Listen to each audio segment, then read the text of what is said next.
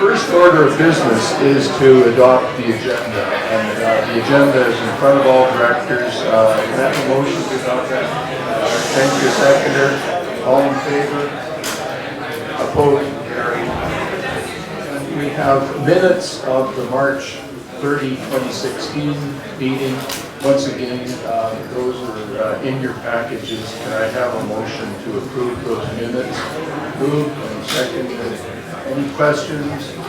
All in favor? Opposed? Carried. We're now getting to the part of this meeting that hopefully many of you are here for, and that's the delegations to speak on transit-related matters.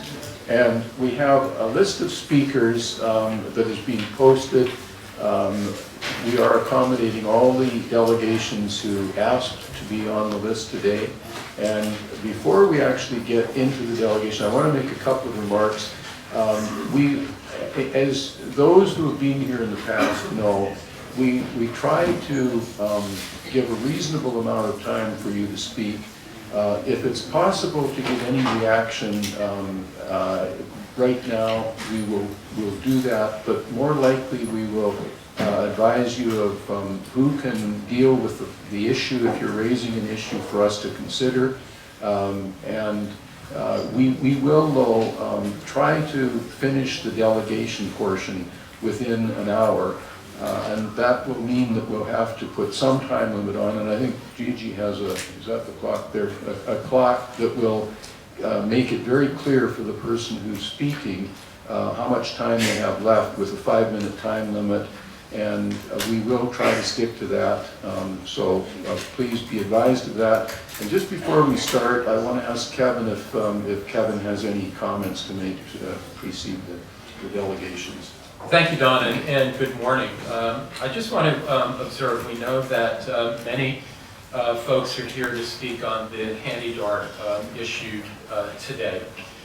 My inauguration to TransLink, my first week and a half on the job, was the board meeting. And there were a lot of folks who came to speak on Handy Dart. And since that time, I've spent a great deal of my time and effort examining our policies and our services on Handy Dart and talking to some of our stakeholders, looking at how our policies match up with best practices in Canada and North America, how our internal organization is set to align our objectives and to ensure focus and accountability for the Handy Dart system, and our service model. A lot of conversation about who's operating the services and what that means, and how we should be thinking about our service model going forward from the context of service quality, responsiveness to our customers, and of course, cost effectiveness.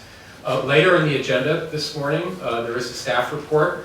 There is of course part of the agenda. There is a written report. There's also a PowerPoint staff report from one of our staff. We'll be talking about it. So those of you in the public delegation, if you can stay for that, that's later in the agenda.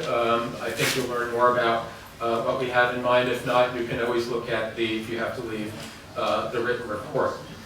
We're going to continue to seek public input as we go forward on the policy issues, on the service model, and we're going to be setting up a broad-based, a diverse advisory committee associated with that. That will play out over a number of months going into the third and fourth quarter of this year. But I wanted to just say that because I know a lot of the speakers will be talking about that, and we look forward to your comments this morning. Thank you, Mr. Rose. Thanks very much, Kevin. And the first speaker is Daryl Dela Cruz. Is Daryl here?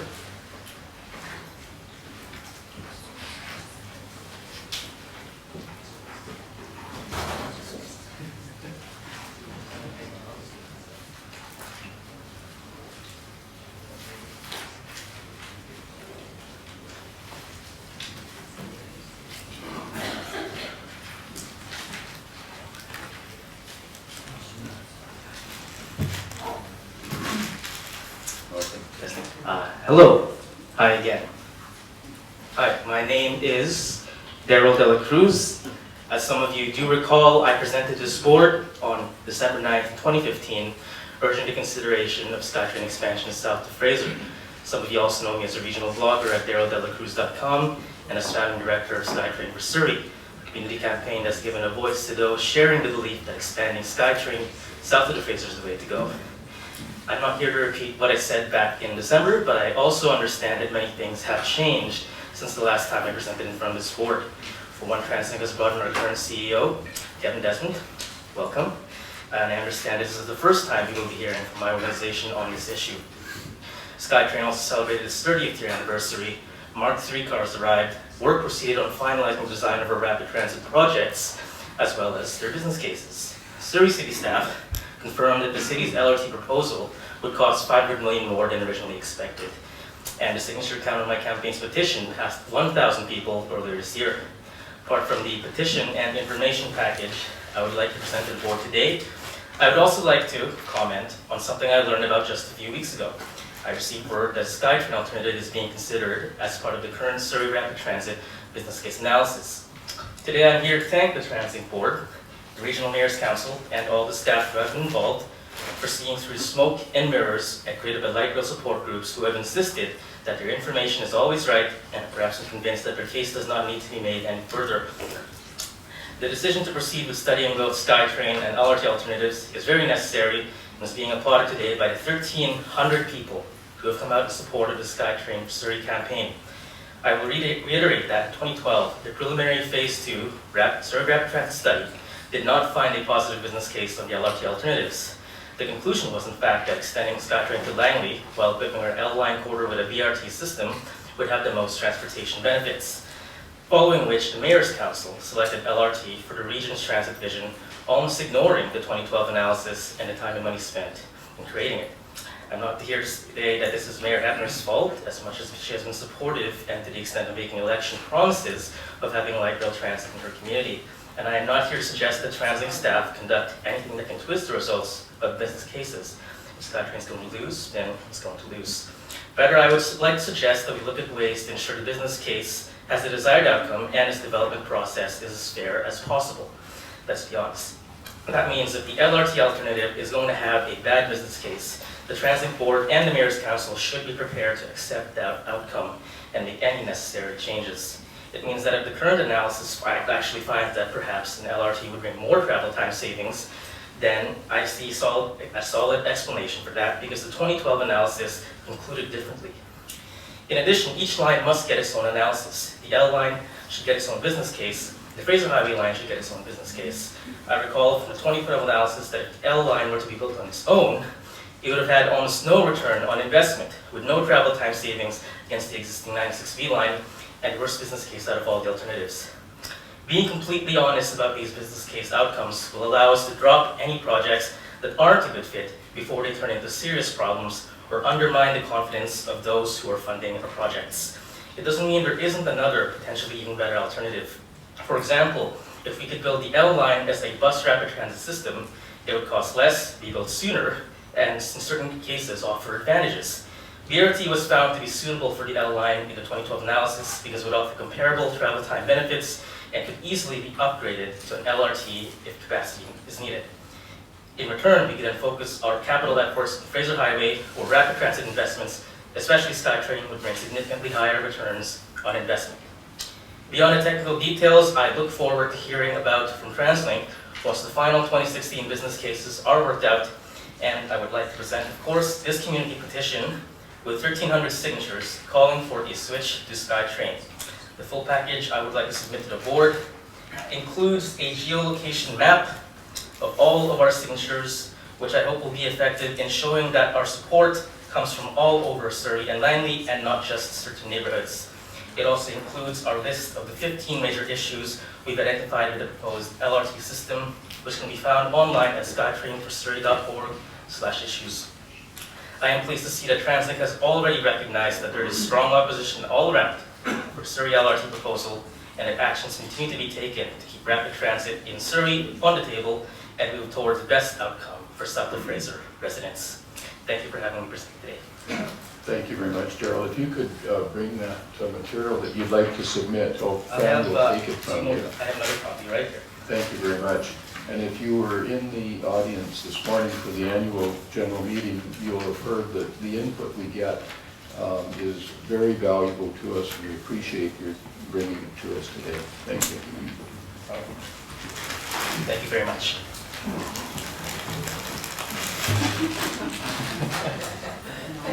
Next is Chris Kapaski. Did I pronounce it close? Yes, Chris Kapaski. Thank you. Thanks for having me, everybody. I just want to comment, you guys are doing a great job, and I've moved here 20 years ago from Toronto, and I witnessed the transit system in Toronto, the subway system, etc. I'm moving here in BC. I was born here. You guys are doing a great job. I'm very proud of you, and I'm very happy. Look forward to the future. I hope everyone takes that into heart. They're doing a great job. Okay. A couple questions here. Coles Note version. What specifically are the TransLink board's responsibilities in a nutshell? Don, in a nutshell.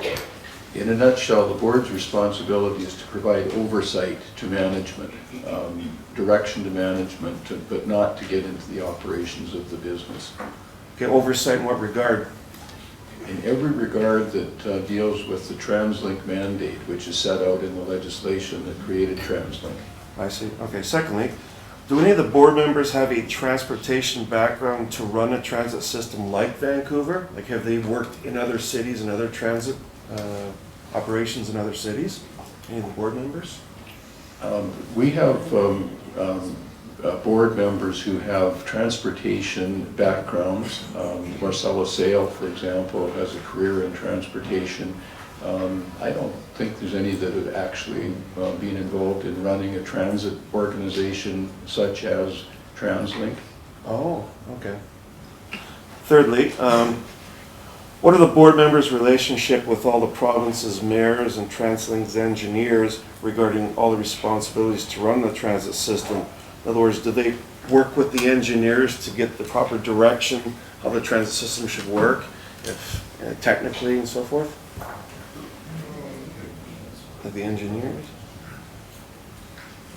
Well, I would only reiterate what Mr. Rose said, that the board is here for oversight, and they hire transportation experts, such as myself and all the staff, to provide good advice to the board, good advice to all of our partners, and to partner to implement projects going forward. So we have a very, very fine professional staff of engineers here at TransLink, and we coordinate very, very closely with our municipal and regional partners.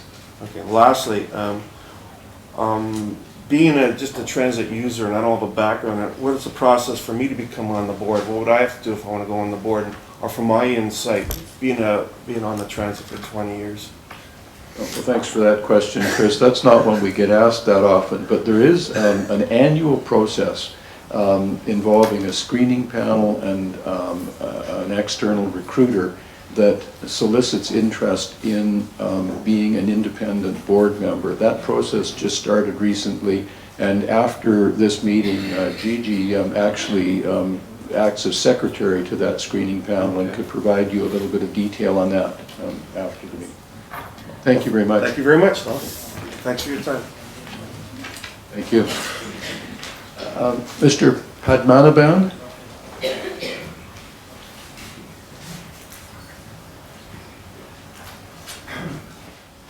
Good morning to everybody. Well, I am not going to be so happy talking about it today, but I'm going to be more critical. My first question is, who should decide? As Desmond has said, we should run transit as per the society needs. I agree to that. But there have been so far nobody has said that what type of transport we want. Only Board of Trade or the mayors decide what kind of transport we need. LRT is going to be a total failure in this country because that's not going to block all the roads and is going to create disaster. People have misunderstood the whole thing. They believe that it's going to be just like SkyTrain running on the top, instead it's running on the ground. And there are going to be skateboarders, safety issues, there are so many things. So I want a memorandum, or at least we don't have to spend a lot of money on that. At least TransLink can send small chit in each bus to sign what type of TransLink, what type of transport we need. The pros and cons of, LRT and also compared it with the SkyTrain. So which is better for us? So that let the people sign and decide, because they do not know what type of system is that. LRT, they don't know what is LRT and how harmful it is. Maybe economically slightly better and cost effective, but it's not going to take people from place to place in an efficient manner. Because I think we have to sit down and first define what is public transit is. I think nobody knows that. It's from taking people from point A to B in the shortest interval of time, carrying more people in the shortest possible manner with less expense. It's nothing is met in this country. If you take a SkyTrain, take 20 minutes or 40 minutes from Surrey to reach Vancouver. In other countries, it doesn't take 20 minutes. It takes 10 or 15 minutes. Like in Japan, if you want to travel from Tokyo to Osaka, it takes 1 hour. That's the distance from here to Calgary. We have the SkyTrain running round and going around. It's not an efficient system. It's only for the circuit within the city, actually. It's well managed, I'm not saying so, but it doesn't specify what is the transit definition is. We need shortest interval time because people are coming. Like for example, the refugees coming into our mainland, there are about 14 children. How are they going to manage? They have to go to work, come back in the shortest interval time and manage their family, which is not possible. So I don't want mayors or the Board of Trade or some Board of Trades to confirm or decide what type of transit we require. We have to be studied and we have to find out what the best transit we require according to the need for the public. I fully agree with Desmond because he has said in his newspaper that we will work for the benefit of the people and what people require. Not the Surrey Board of Trade or the mayors should decide. I think we need to decide what type of transport we need. So I want you to know that what are the pros and cons of installing LRT and what are the benefits of installing SkyTrain. We need a SkyTrain if possible from all the way from Abbotsford to Vancouver. That is the best thing to do because now it's high time that we started shifting people living in Vancouver going to live in Abbotsford, which is more economically beneficial to people because it's so expensive living in Vancouver. Of course, Robertson is fighting against controlling, our real estate. I think that's not going to work out. But the best solution would be to transfer people living in Vancouver to go and live in Abbotsford, which is a healthy living life, and come all the way to Vancouver and go back. You go to Singapore, you go to Japan, high executives, even the CEOs, take SkyTrain, go work and come back in an hour or 15 minutes. Here it's a whole day. If I travel from Langley to Vancouver, it takes 2 hours. And sometimes the bus does not come. I can wait, one bus goes, 3 buses comes together and goes away. And then we wait for 1 hour. Sometimes I waited 3 hours for buses. Thank you very much. That's what I think we should do. We want at least consult us what the best transit we require. Not just take mayors or the Surrey Board of Trade to decide what we do. Please, I request you. We appreciate your comments, and I think there's always a legitimate debate on the different technologies for rapid transit systems. A couple of observations. Light rail systems, streetcar systems in North America and in Europe in particular have been extremely successful in a variety of different environments. Right down the road in Seattle, where I come from, the light rail system has been extremely successful there. Recent extension to the University of Washington, a couple of miles, had instantaneous 30,000 new riders on the light rail system, just as an example. Light rail in certainly the United States and light rail and streetcars in Europe have been a tool not only for moving people and moving people efficiently, but also for the development of livable communities and placemaking. So the technology needs to suit the need and broader objectives going forward. In my understanding, the development of the L line in Surrey and the continuing study of the Fraser Highway technology will take into consideration many different elements, but certainly the community making And the sustainability and livability of those communities is an important component of any technology decision going forward. But those discussions, certainly for the Fraser Highway Corridor, are continuing in terms of the business case, working with our partners. Well, thank you, Mr. Padmanabhan, and thanks, Kevin, for your response. And next on the list is Dan Longhurst.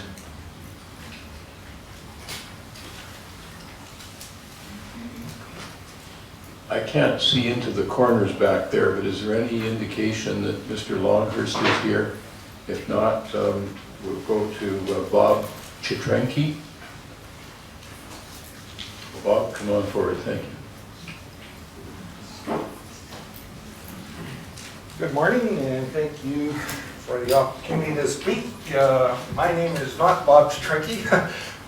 My name is Tyler Felbell. I'm the Vice President of the Amalgamated Transit Union, which represents the handy-dart workers. Bob had a bit of a medical situation this morning, and I had to step in on short notice. So anyway, since the last TransLink board meeting, just recently we did have the opportunity to have a meeting with Mr. Desmond, which seemed productive, and he committed to taking an objective look at bringing the handy-dart operation in-house. We still think that the in-house operation is the best model, but even if it is continued to be contracted out in the future, it's the workers that make the system work, and they need and deserve successor rights. They know the job well, they care about the passengers, and one of the benefits of the job is that we enjoy helping people. So we do want to work with TransLink and try to be part of a solution, but we are concerned about the future, and our passengers are not parcels or customers buying a product. They're human beings, seniors, and other citizens with disabilities who either have contributed to society or young people who can be productive. The transit for people with disabilities is a human right. And anyone might need to use the service either for themselves in the future, their family members, and so on. So we hope that a study on the service delivery model is not just a way to delay action. Some other communities in BC under BC Transit have already increased the service hours, the amount of service available to the passengers. So we still have a lot of concerns about things like the increased use of taxis, and we hope that something will be done sooner than later. Our members and our executive board of our union are committed to working and keep fighting for the best service possible for our passengers. Thank you.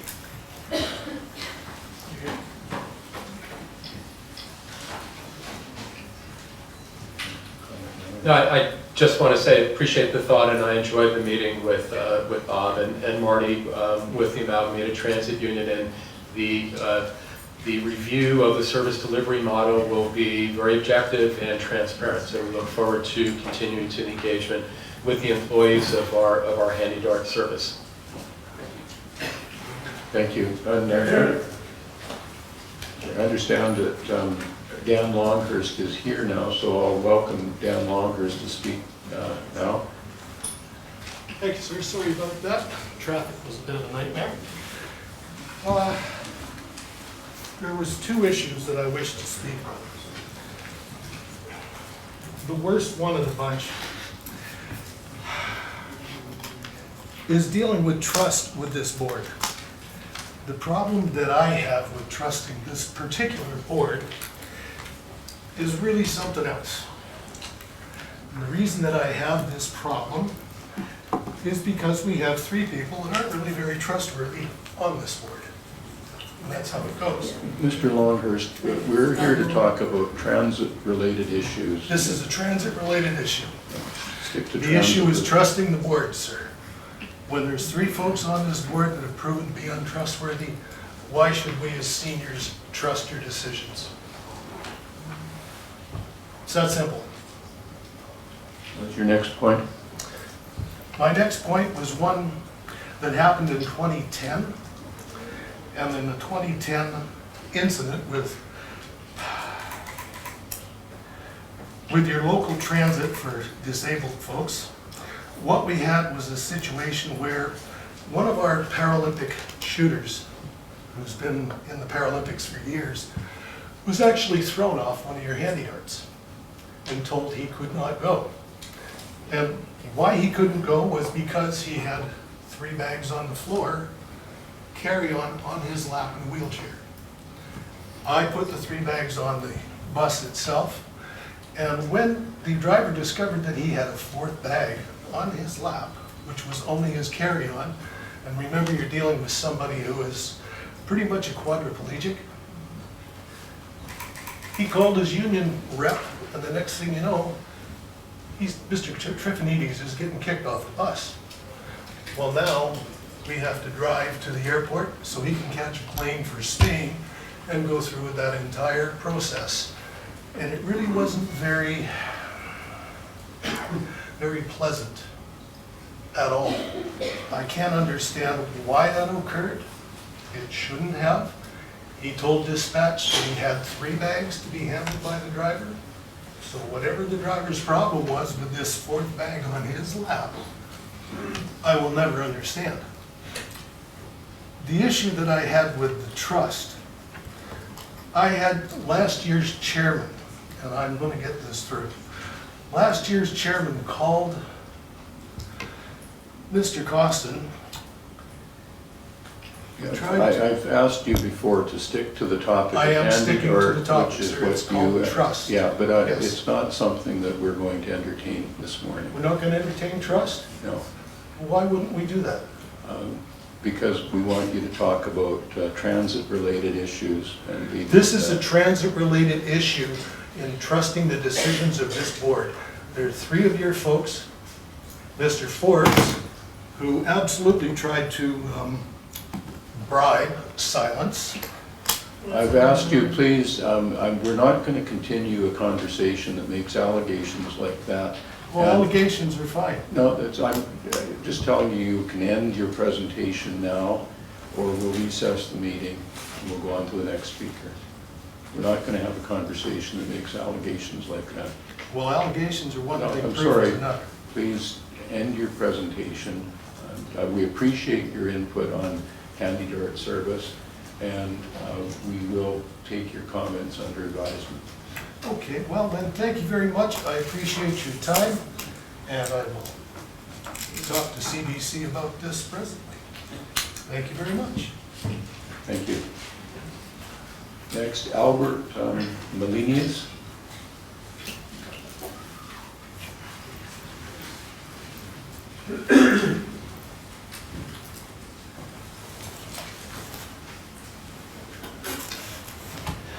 My name is Albert Melenius. That's M-E-L-E-N-I-U-S.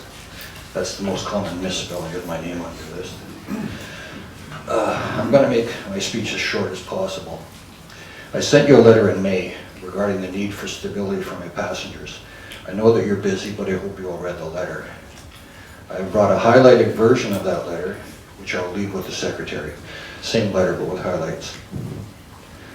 I believe that you can build the most accessible city on earth if you choose to do so, but you must provide stability for Handy Dart. Now, I looked at the list there. There are a number of important speakers on the list after me, so I'm going to stop speaking now to give them more time. Thank you very much, and I'll give the highlighted letter to the secretary. Thank you very much, and I apologize for the misspelling of your name. We have your letter here as well. I get that misspelling all the time, but it's M-E. Good, thank you. And if you would give your letter to Fran, thank you very much. And thanks for the time that we'll use for others. The next on our list, we're going to shuffle the deck a little bit later, and I just want to give forewarning of this. Beth McKellar will go to the end of the list with her co-chair, and now I'll ask Richard Thompson.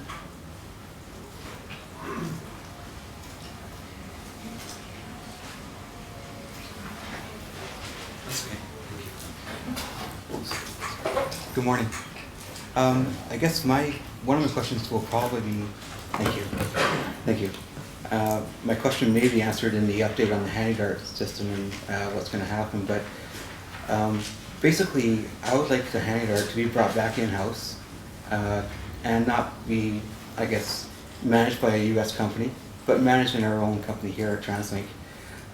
And also to ask if there's going to be a reduction or an elimination in the contracting out to taxi cabs instead of using handy-dart system. Like we sometimes get the taxi cabs show up and pick us up instead of the handy-dart. In my experience with the taxis, I've actually had one taxi cab driver when I was in Surrey coming back to Coquitlam refused to strap my wheelchair down in the back, saying he was behind schedule, and just tossed me in, jumped in the cab, and drove away. And you know, that's putting public safety at risk, right? I was sliding all back and forth in the back of the cab, not feeling safe at all. And just as recent as 2 weeks ago, they sent two taxis out to pick me up for my physio appointments, whereas handy-dart gives us that half-hour window, the pickup window they allow us. The taxis showed up 20 minutes after that half-hour window, making me late for my appointments, so my physio appointments were actually canceled. And right now, for people that need to get to their appointments, we need to get them there on time. Now, with the reduction of the cost that it does cost TransLink for the taxi cabs, would that money not better be spent on putting more handy-dart buses onto the road and more drivers on the road, increasing public safety? And that's basically my question. Thank you. Thank you, Mr. Thompson.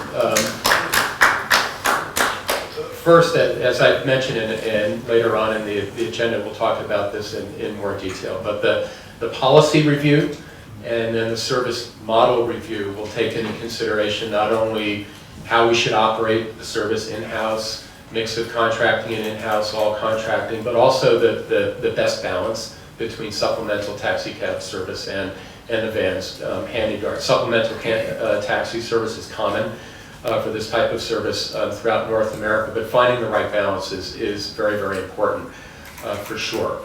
So appreciate your comments, and we will be looking at this and looking at it very, very carefully. I can assure you of that.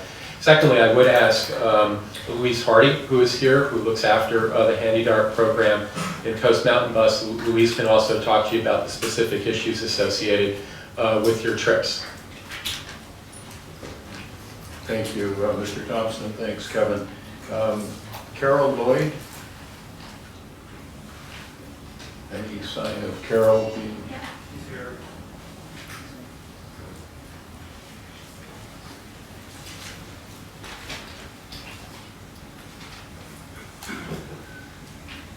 Good morning.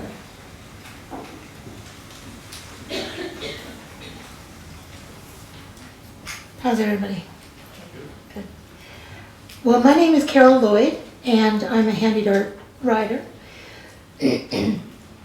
And I feel very encouraged by all the vocalization of, wanting our input in going forward and, trying to improve service. And I was reading through the mission statement and the guiding principles and so on of TransLink, and that's consistent. That message is consistent in the guiding principles and so on. So I just wanted to give you my 2 cents about my experience in Calgary. I just got back a couple of weeks ago from Calgary. I was there for 2 months, and so I had to have dialysis out there. Therefore, I had to use they call it Access Calgary, and they used to call it Handy Bus. But anyways, I was impressed with their service. It's all in-house.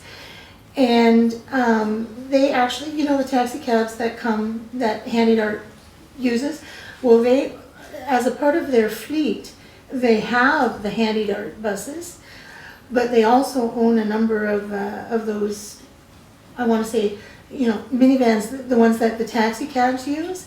And so they can only take a single wheelchair at a time, but they can take multiple passengers. But the key difference in using those vans in-house versus contracting out and hiring taxis was the safety issue and how comfortable I felt. And the drivers of these vehicles were handy bus employees, and so they were well trained on procedure and safety, and you got a genuine sense that they really cared about their jobs and their passengers. And there was one fellow in particular when I was on one of these vans going to dialysis, and he picked up another passenger who happened to be developmentally delayed. And I was just so impressed with the way this driver conducted himself and handled this passenger. This particular passenger had a tendency to open windows and open doors, and that posed a great safety risk to him, to the passenger. And so the bus driver, or the Access Calgary driver, told me that he knows that guy well, and he's driven him many places, and so he knows that he needs to lock the doors and the windows when he picks up that passenger. Whereas taxi drivers don't have that sensitivity or that ongoing knowledge of the clients that they pick up. We develop a relationship with our drivers, and they know our needs. And welcome, Kevin. And so then, of course, I got back here, and I was faced with the taxis again. And the reason that I have a particular issue with the taxis is they really do feel unsafe. They are, not just feel unsafe, they are unsafe. I myself was injured in a taxi once because the driver didn't hook me up properly despite my, protests. And as it turned out, and he said, "Oh, we're not going far, and you're fine. You've got the power off. Everything's going to be okay." And I'm powerless to control that, And so we're driving along, and then all of a sudden he had to slam on the brakes, and I flew forward and rammed into the back seat of the taxi and injured my wrist. It wasn't a major injury and so on, but the point is, it shouldn't have happened if I was buckled in properly. I called customer service at TransLink to report that incident and let them know that, this is a concern, that the taxi drivers are not buckling up the passengers. And she was very sympathetic and very polite and appreciated my feedback, but ultimately she said that there was nothing she could do, or that the TransLink could do, in fact, because they don't police the taxi drivers. That in fact, if I wanted to ensure that the taxi drivers were properly trained and so on, that I needed to go and talk to the taxi manager people. And I felt powerless and like, well, what can I do? So I wanted to share that with you. I think it's the concern, if for some reason you can't have influence on how well those guys are trained, it shouldn't be happening. So, yeah. That's my 2 cents. Thank you for that. Any transit system, safety is job number one. So whether there are employees or affiliates or contractors, cabs, MVT, it's our responsibility to make sure our customers are safe in the system. So part of our program review, we'll take that in consideration, how we oversee and what our standards are for the quality of service, which includes the safety of all of our customers, is very, very important. So as we look at improving the system, that's a major consideration, no matter who is transporting people, whether they're cabs, contractors, or in-house employees. It's our job as management to make sure that we are setting the right standards and enforcing those standards in the field. Do you have a particular timeline as to when these changes will be implemented? As I said earlier, this will play out over probably between the 3rd and 4th quarter. We want to do it carefully. We want to make sure that we're engaging with stakeholders and customers in a diverse advisory committee so we get it right. So I would rather take our time to get it right, to figure out what to bring back to the board and how to better deliver handy-dart service in the future. But I would expect the second half of the year we will be rolling up our sleeves and engaging on this. Well, I'm happy to give input into that if you need me to. And what about, just an idea, what about purchasing a few vans on some major routes and just test driving them, see how that goes? Putting a properly trained handy-dart driver in them. That's just an idea. We'll take that into consideration. Yeah. Thank you. Okay. Thank you very much. You're welcome. Um, Roseanne Shannon, are you here?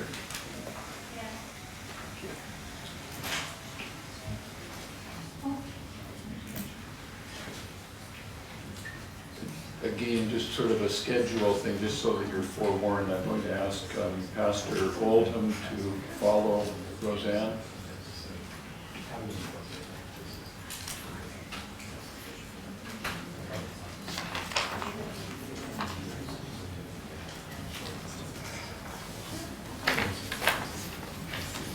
Good morning. You may recall that I spoke at your last TransLink meeting. At that time, I asked why there wasn't a handy dart rider represented on this board. Someone who has to rely on the system day after day to get to work, doctor's appointments, yoga classes, community events. Somebody like me. Do any of you represent the handy dart ridership? Anyone? Have you ever ridden in a handy dart? Yes?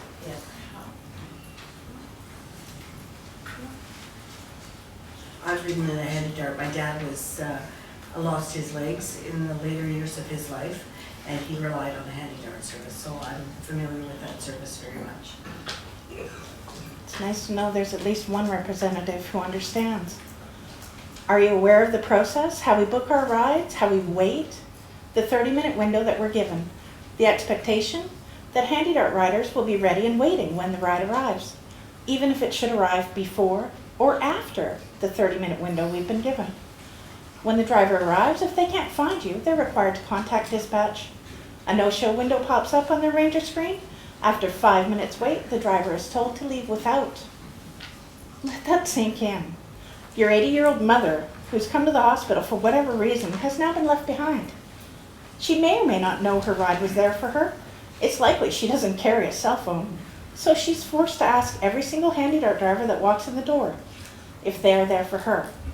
She may get desperate enough to roll her wheelchair out to where the buses and hospital transfer vehicles, as well as the general public, pull in to drop off and pick up their people. I have seen this happen. At your last meeting, I brought to your attention the utter failure of the taxi project. You made promises to review the system and fix it. I can tell you from a handy dart client standpoint, nothing has changed. For example, 10 days ago, June 13th, my window was 7 to 7:30. At 7:34, I called the dispatcher and was told a taxi was on its way. It would be there shortly, and I would be on my way to work. My due time is 8 a.m. The taxi arrived at my home at 8:01. This is not acceptable. I'm going to work. I work in the hospital, and I need to be there on time. Fool me once, shame on you. Fool me twice, shame on me. Since I can't rely on the contractor to provide the service they say they will, and it's obvious I can't rely on the TransLink board to hold them accountable, I had to move my subscribed ride window by 15 minutes. My new subscription is 6:45 to 7:15 in order to ensure that I will arrive by 8 a.m. A trip that takes 9 to 12 minutes depending on the traffic. It's clear to me, and it should be clear to every BC resident, that this TransLink board, Christy Clark, and the Liberal government don't give a damn about seniors and the differently abled people in British Columbia who require paratransit services. I can assure you, I will be on social media making senior and disabled travelers around the world aware that TransLink, the Liberal government, are not looking out for their paratransit needs. They'd be better off spending their vacation dollars elsewhere. If they're still considering a visit to Canada, apparently the Calgary, Alberta paratransit system is fantastic. Kevin Desmond, formerly in charge of the Pierce County Paratransit. NVT was there too, weren't they? No. MVT was at King County Metro for a period of time where I was. Okay. For a period of time, they're not there anymore. That's correct. So it didn't work out there either. The nature, as I've said before, we're going to take a very close look at the nature of how we provide the service. In North America, it's fairly common to contract out paratransit service in a variety of different ways. Our job is to make sure, as I said before, that we establish upfront the standards for the quality of service. So if you've got chronic late trips, we need to fix that. And I would ask Louise as well to speak with you after the public comment session is over to look at your trip history and figure out how to make sure you're getting on-time service.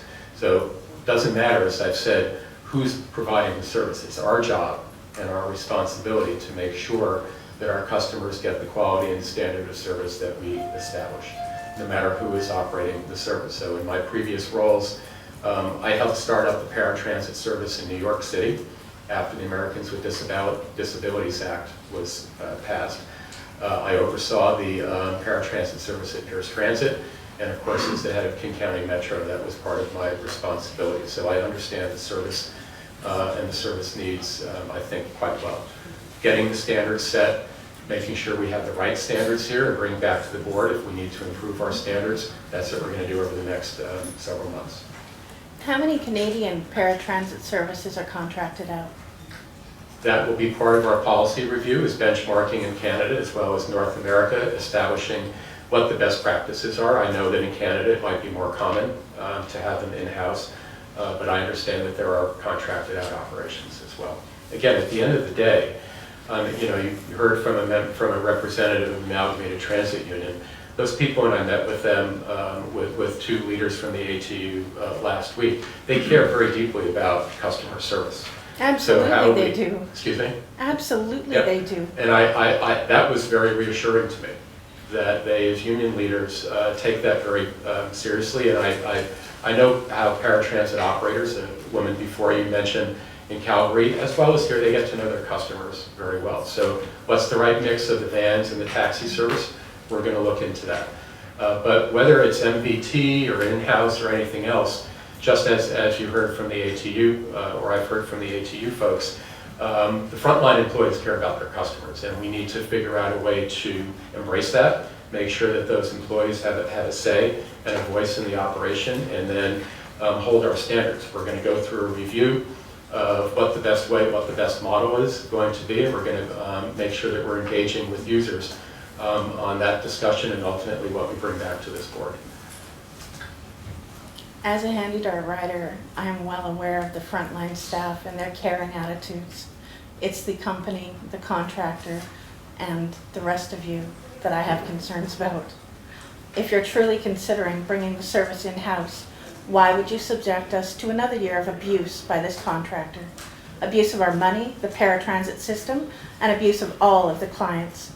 If you're not able to put together a business plan that includes handy dart in-house, the ATU has already done the work. You should sit down with them and take a look at what they put together. MVT is such an operational nightmare that $2.5 million have been thrown at taxis to boost the service. This money should have gone back into the service. There would have been no need to eliminate 10,000 service hours.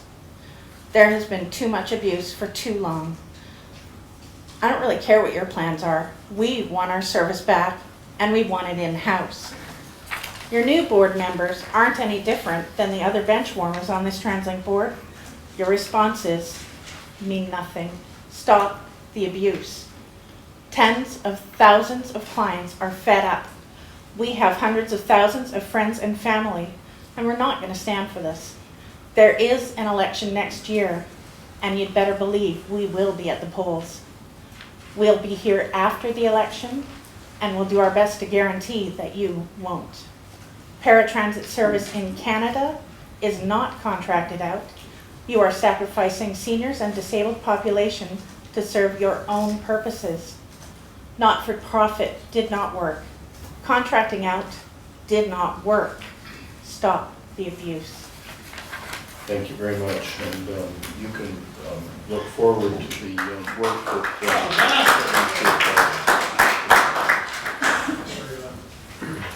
I look forward to something better. Pastor Oldham.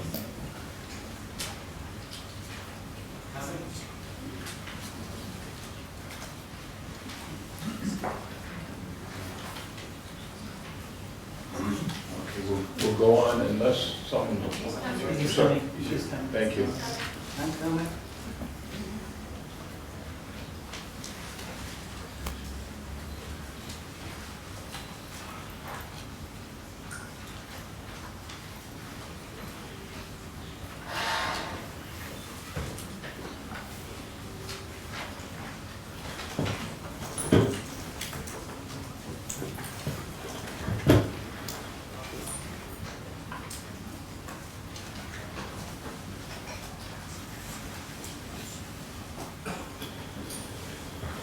Thank you.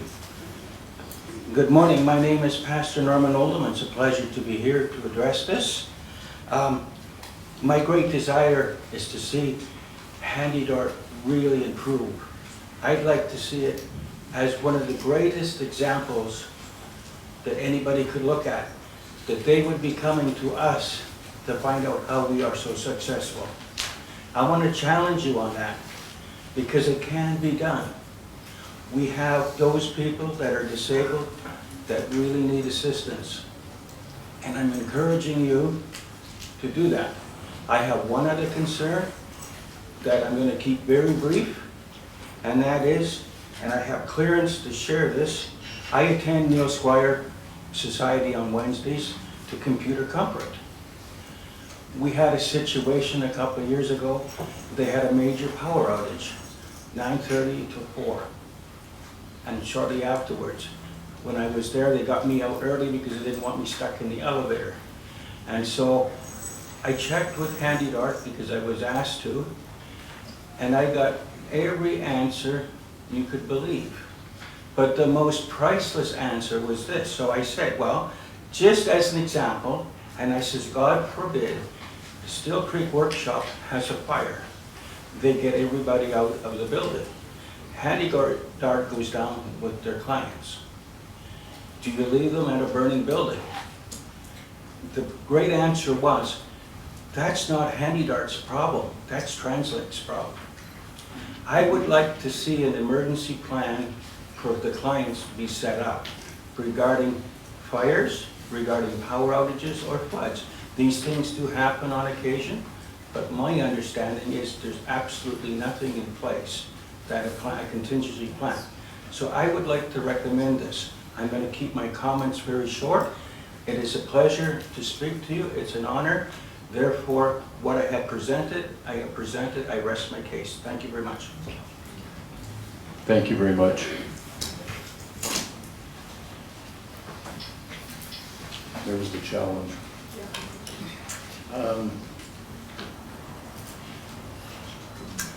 Carolyn Bauer.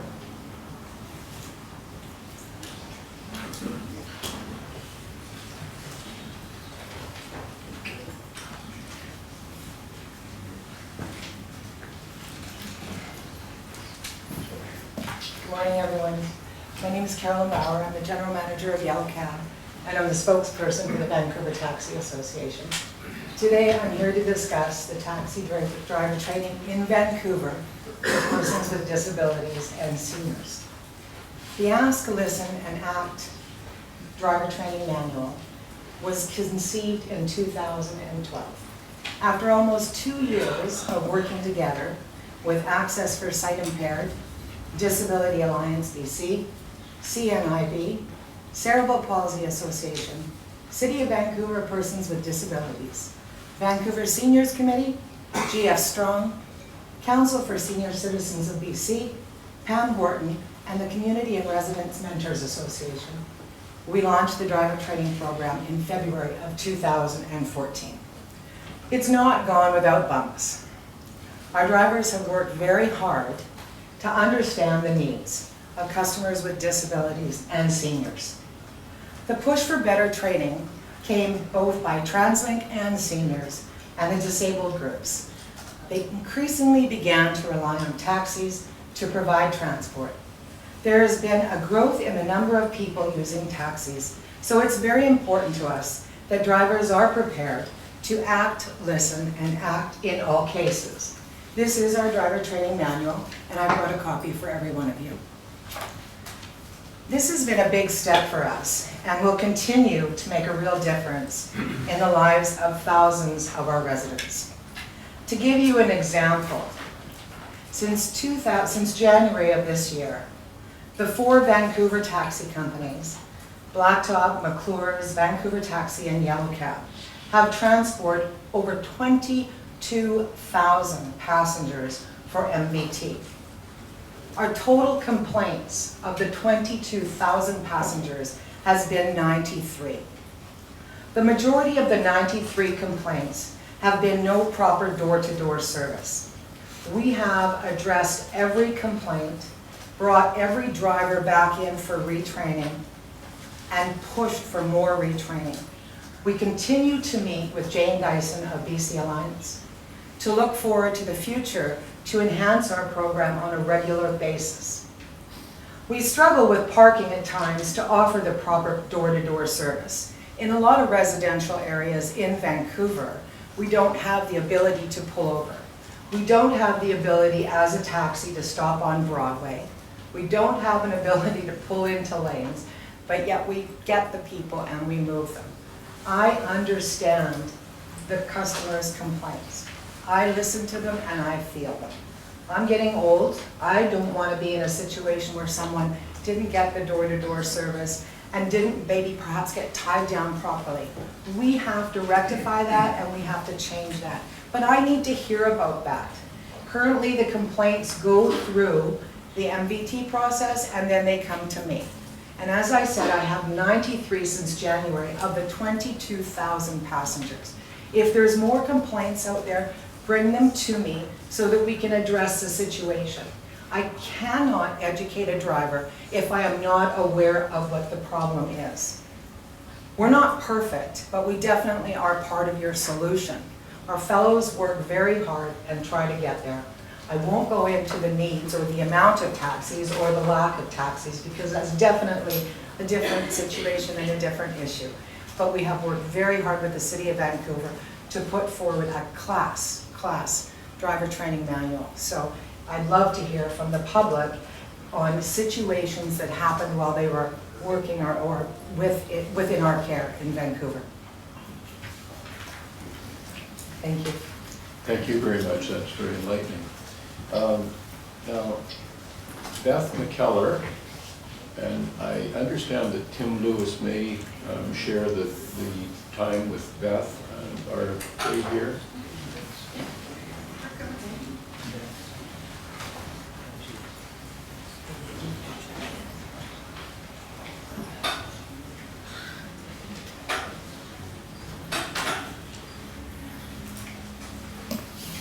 You get a 2-for-1 this morning. Oh.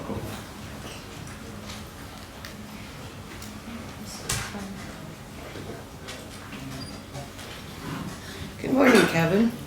My name's Beth McKellar. I'm co-chair of the Handy Dart Riders Alliance and my co-chair, Tim Lewis. It disturbs me, that last speaker, and I must address it. Because that is far as from the truth you could ever get. We lodge complaints with MVT, but that's as far as it goes.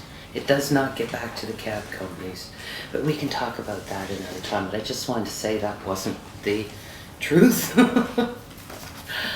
I wish to thank you, Mr. Desmond, for your open-mindedness and willingness to offer the olive branch per se in regarding our concerns. The Handy Dart service was and still can be a great service. Let's make it the role model for the rest of the country, where folks that are elderly, disabled, and the folks with renal and chemo are treated with the respect and dignity that they so deserve. Mr. Desmond, you have the will, and my gosh, that is so refreshing to see. Now, moving forward, let's find the way. On behalf of the HRA, I say with a helpful, heartfelt thank you, and look forward to greater and better things to come. And with this being said, I now give the floor to my co-chair, Tim. Good morning. When stakeholders and government work out a way in which to work together, working through problems, working towards the end goal, solutions, it can only ever be a win-win.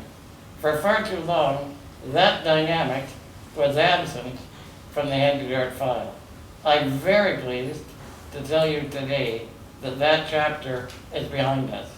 At your last meeting, the HRA left you with a couple of ideas. Within days of that meeting, I received a call from your CEO, and he invited me to his office.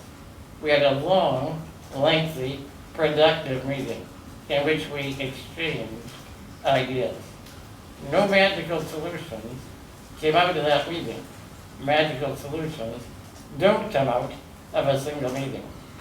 But it was a great meeting in that ideas were tested, prodded, probed, and challenged. That's the only way to separate ideas with value from ideas that don't have value. Within just a few days of that meeting, I received a very positive email from your CEO, committing to the two ideas that I had left you with at that meeting. One, TransLink would conduct a public sector comparator. Not that the answer to that comparator would be definitive. It would not answer the question definitively, should Handy be contracted in. But it would go in to the mix. It would help inform on the answer to that question. Contract out, contract in, or mix. Second item that Mr. Desmond committed to, that we had proposed, was to amend your RFP so that no matter what you do down the road, if you end up with a contractor contracted out or a contractor contracted in, that the operator is committed in writing to meaningful and concrete mechanisms for user input and worker input. And then your CEO went a step further, an idea that we had not proposed. And it was a great idea. And I'm very pleased to hear him reference it today. The creation of a committee that will help to oversee those two ideas as well as other ideas. A committee, the parameters of which, the composition of which, the mandate of which, yet to be determined. But it is a committee that will ensure stakeholder input into the design, delivery, and execution of the public sector comparator and the amendment to the RFP. He also committed to a fundamental restructure of how Handy employees are reporting to him within TransLink family. Dawn will be the day where it's a constellation of individuals, each reporting on a small fraction of the file. That wraps up the 5 minutes. Thank you very much, and I look forward to the future where together, collaboratively, we will be jointly problem solving and not just problem identifying. Thank you very much. Well, thank you. And let me say that it takes a commitment from people like the two co-chairs here to take the time to spend with Kevin to give us the input we need to make the decisions that have to be made. So we appreciate it very much. Okay. I want to respond to one thing that Ms. McKellar said, and with the previous testimony from Ms. Bauer. Two of the senior executives from MVT are here in the audience as well today. So I think the conversation about the taxi cabs and the complaint process, I think we're listening to that, and I think it's terrific that Ms. Bauer is here and the MVT folks are here, and our staff. And Mr. Lewis mentioned the reorganization internally. It's very important to us to make sure that we encourage people, if they got a bad trip, to give us that feedback, that we can manage the complaints and understand what their trip file looks like, what their trip history looks like, to work on it. As you heard from Ms. Bauer, and that extends, whether it's MV or us, we need to hear from customers. We need to get that feedback. That's the only way we can do better. So I think that was a good dialogue, is what I'm saying, and I think the right people are in the room to hear the feedback here this morning. So That thank is you. very encouraging. Thank you very much. those are all the delegations that registered this morning, so thank you very much for taking time. The input is very valuable. We're going to take a very short break in the board, but I want to remind you that you're all invited to continue to stay in the meeting, and in addition to the usual board functions that we have, a CEO report and so on, there will be reports on the status of the Compass Card program and next steps regarding access. So please stay if you can, and hopefully you'll be able to listen to the presentations on those topics. Thank you. Well, this is my first official report to the job. I've actually now been on the job for 3 months. My first week on the job was in fact coming to the board meetings for the first time. So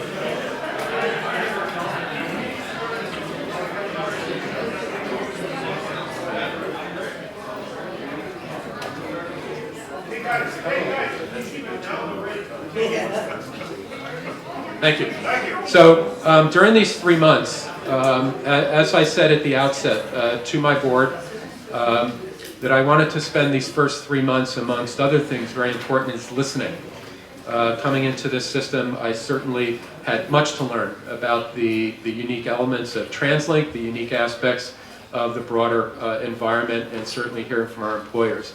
I've made a very strong effort to meet now with most of the mayors that represent all of the cities here in the Lower Mainland, and I hope to complete my tour with all of the mayors in the next few weeks ahead. And each meeting with each mayor, in fact, my very first meeting with the mayor is sitting to my right. So Mayor Hepner was the first mayor that I got to meet with. But each of those have been very, very important. And the message that I've sent to the mayors, in addition to talking about the regional aspects of TransLink, is our door is open to be responsive to local community needs.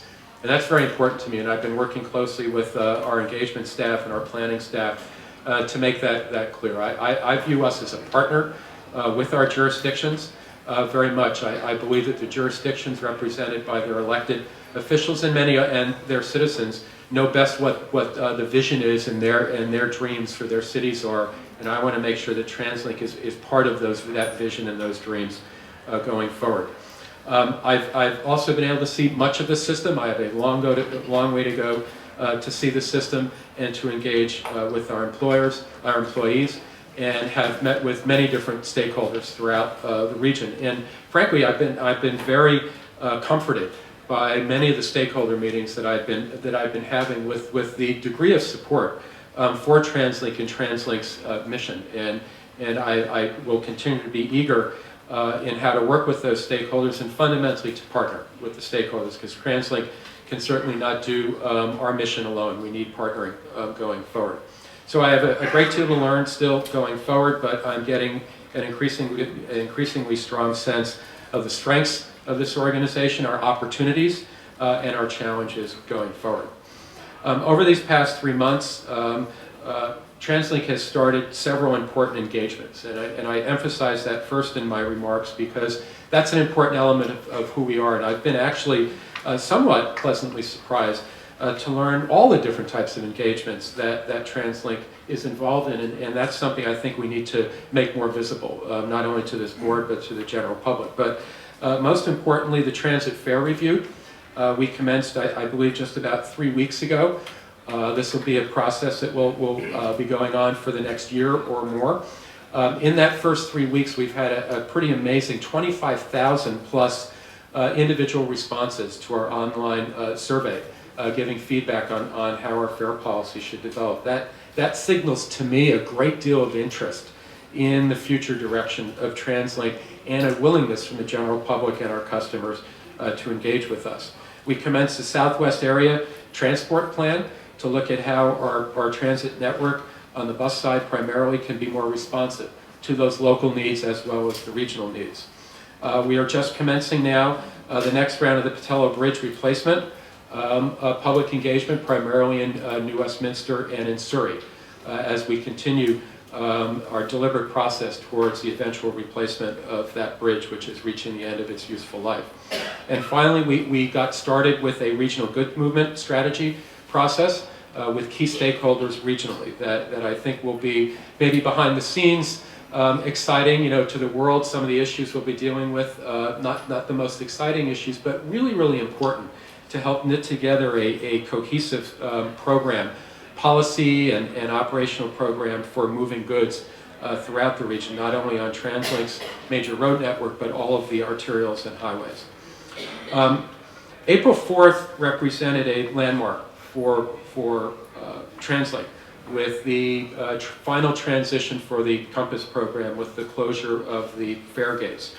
Later on this morning, we'll be getting a more detailed report on the very, very positive results now with the Compass program. Key is revenue in April and May, since the gates were closed, is up 8% in the system. Now this clearly represents an impact on fare evasion. When we close the gates, people are paying their fares now. But there are also other dynamics at work that will take us a little bit of time to sort out in terms of ridership growth. Ridership is growing to a certain degree, but we've got now a very, very different way that we need to measure ridership. So we need to pin that down. And as well, how people are now using the system differently with their Compass card in their pockets. At every public meeting I've been going to, engagement that I've had, I tend to ask people, who has a Compass card in your hand? And almost everybody always raises their hand. It will transform how people interact with our system, and I think ultimately will have a very strong benefit to our ultimate business objectives. And as we mentioned in the AGM a little while ago, we're already thinking about the next phase of different products and features of the Compass program that we can roll out to achieve our business objective.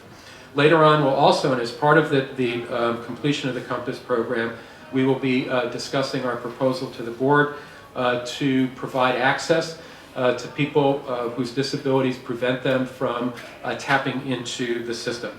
This is something we've been working very closely on for the last few months, and we are here to basically announce our long-term and what we think is a very good permanent solution to that challenge.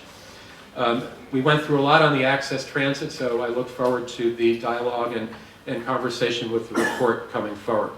During these last 3 months as well, we've spent a lot more time transitioning from the construction project of the Evergreen line to beginning to turn it over to our operators. And you'll hear a little bit from the president of the British Columbia Rapid Transit Company, Vivian King, in a little while. But we're very excited in the months ahead with when the announcement's made on the opening that we will be there to deliver the first extension of the SkyTrain system since the opening of the Canada line and the major new connections that we will be providing in the bus network to support that. That's going to be very, very exciting for us. And then speaking of excitement and momentum, lastly, Mr. Chair, a week ago today, right about this time, many of us gathered at the Rail Operations and Maintenance Center in Burnaby to welcome the Prime Minister and the Premier, the British Columbia Premier, to our house, as it were, for an announcement of new federal funding and provincial funding as the first down payment to help realize the vision that the mayor set out a couple of years ago to expand our system. There's still work to do to ultimately get that fully funded, and we are going to continue to roll up our sleeves and work with our partners, the mayors and the province and the federal government, not only on completing the phase 1 arrangements to make sure that we can start spending those dollars and putting service on the road, but very importantly, moving very, very quickly and deliberately with the province and the federal government on phase 2 and get the full funding completely wrapped up. The Vancouver Board of Trade, in its economic scorecard a number of weeks ago, made it clear that making investments in the transit system is absolutely vital to the prosperity and livability of this region, and we welcome the VBOT report. And I know all of our stakeholders and our elected officials understand that. So ultimately getting to the phase 1 and full funding of phase 2 as quickly as possible, I think, has tremendous support and momentum. TransLink will be there to deliver. Our job is to deliver. We're looking at our elected officials to make the final funding arrangements. We will deliver as effectively and efficiently as possible. We are very eager to get bus service on the road. That is the first early win we can get out of this process. And if we can get to all the final arrangements in the short weeks ahead, we can start putting out a lot of additional bus service at the beginning of next year. So our job is the implementer. Our job is the capable deliverer of service here to meet the needs of our customers. Thank you, Mr. Chair. Thanks very much, Kevin. And next, Vivian, I think, are you ready to go?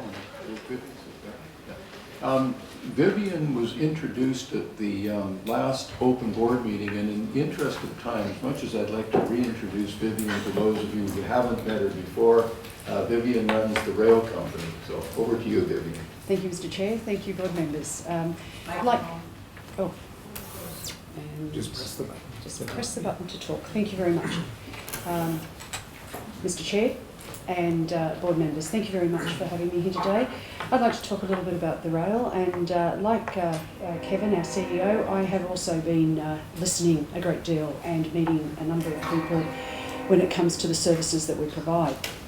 What I'd like to do is just highlight a few things that were in our report and then expand on a couple of others. I'm very pleased to say over the last quarter that the rail division has met all its performance indicators, and that we continue to work on those and improve them. Obviously, safety is a key element of a rail system. We move many people during the day, and I'm very pleased to report that we have received a certificate of recognition from WorkSafe. What this means is that it demonstrates, it is a demonstrable result in the results that we have had in implementing the safety management systems across our organisation. And this also means a saving in dollars because we receive a rebate over the time. I might just ask for the next slide. Thank you very much. So the rebate of over $200,000 has been granted on that basis of the safety criteria that we met. Asset management, like any ageing system, it must remain safe and reliable, which is what we work on every single day. But there is a need to look at that ageing system and how we maintain that ageing system. And over the next few months, working very closely with my team, we'll be looking at how we are currently maintaining a state of good repair, but also how we need to continue to do that into the future.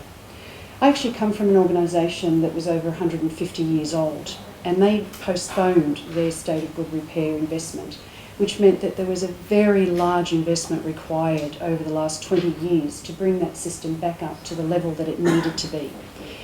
We are in a very good state in the sense that we're only 30 years old, but we have an opportunity to now look at that system and be able to plan for the future and make sure that we invest in it properly, that we have the ability to maintain it at the level we need to maintain it, while we still provide our customers with a service that they expect and have come to expect and deserve. I'll be coming back to the board with more information as time goes by. Another very exciting event for us is the Evergreen Operational Readiness. What we mean by operational readiness is what the rail division need to do to make sure that we are ready to take on that extension and make sure that we provide the service that our customers do expect.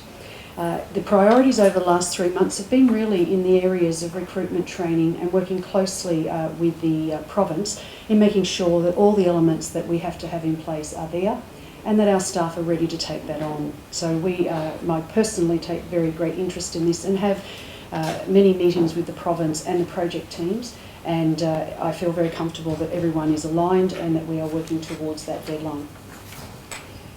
We also have the area of operational improvements, which was sort of a result of the McNeil recommendations. I've been working very closely with TransLink employees and head team members in what they're delivering for us and what we are delivering on behalf of TransLink to ensure that we meet the recommendations within that report. You'll see there that there are 9 recommendations already implemented and closed, and 11 recommendations are all in stages of completion. So everything is being taken on board and we're moving forward with those recommendations. And finally, one of the things that as a lead of any group of people, you need to understand the business. I've spent all the free time, I think that's why I'm not sleeping actually, working with my team. I've been out on the field, I've worked with my teams on different shifts. I've dropped into groups when they don't even know I'm being announced, and that's been fantastic because they're very open. I can see the work that they're doing. And especially that I'm an avid transit user, because I don't have a car in Vancouver and I'm hoping not to. I get to meet my staff every single day, morning, night, going between meetings. And I have to say I'm very proud of the customer service that they provide each day and that they continue to provide. But would also be working on improving some of those areas because I think you can always improve. So that's the highlights out of my report, and I'm happy to answer any questions. Thanks very much, Vivian. You've given us a very comprehensive report, and I will open it to directors to ask any questions or comment on anything they've heard. Barry. Vivian, on the Evergreen, you note in your report, I think you said we've received 5 trains. Yes, we have. And there's 2 to come. Six already here on its way, and then the 7th 2 weeks later. And your comment goes on to say that the first train you believe will be ready by the end of the year. Does that mean you expect the others to be later, or I didn't understand that point? Oh, I'm sorry. What happens is as each of them roll out, we have one under testing at the moment, and as soon as that passes testing, we'll be wanting to use that train into revenue service.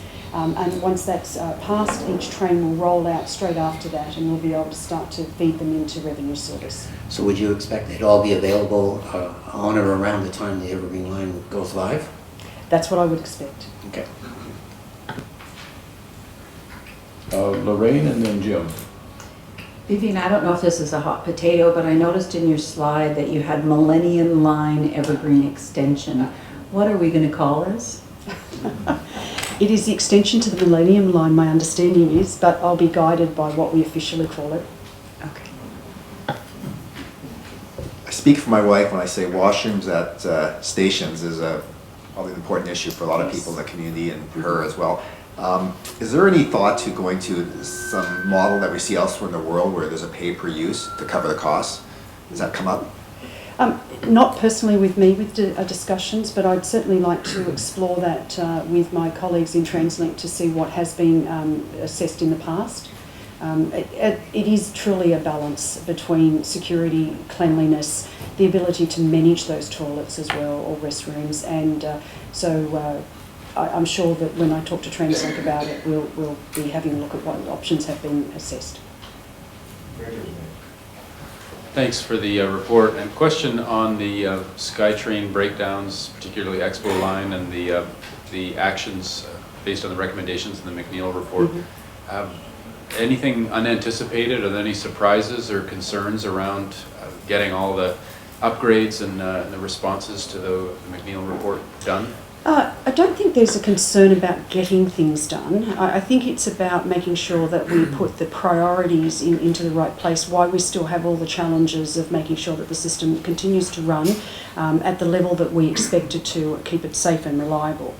What I have done is looked at the staging of those recommendations, and the 2 technological steps forward that I've outlined in the report are on time. They are going to go through the process for the approval of funding, and they are set up to be delivered. So I'm feeling fairly confident that what's been committed we can work forward to and deliver within the timeline that's been committed.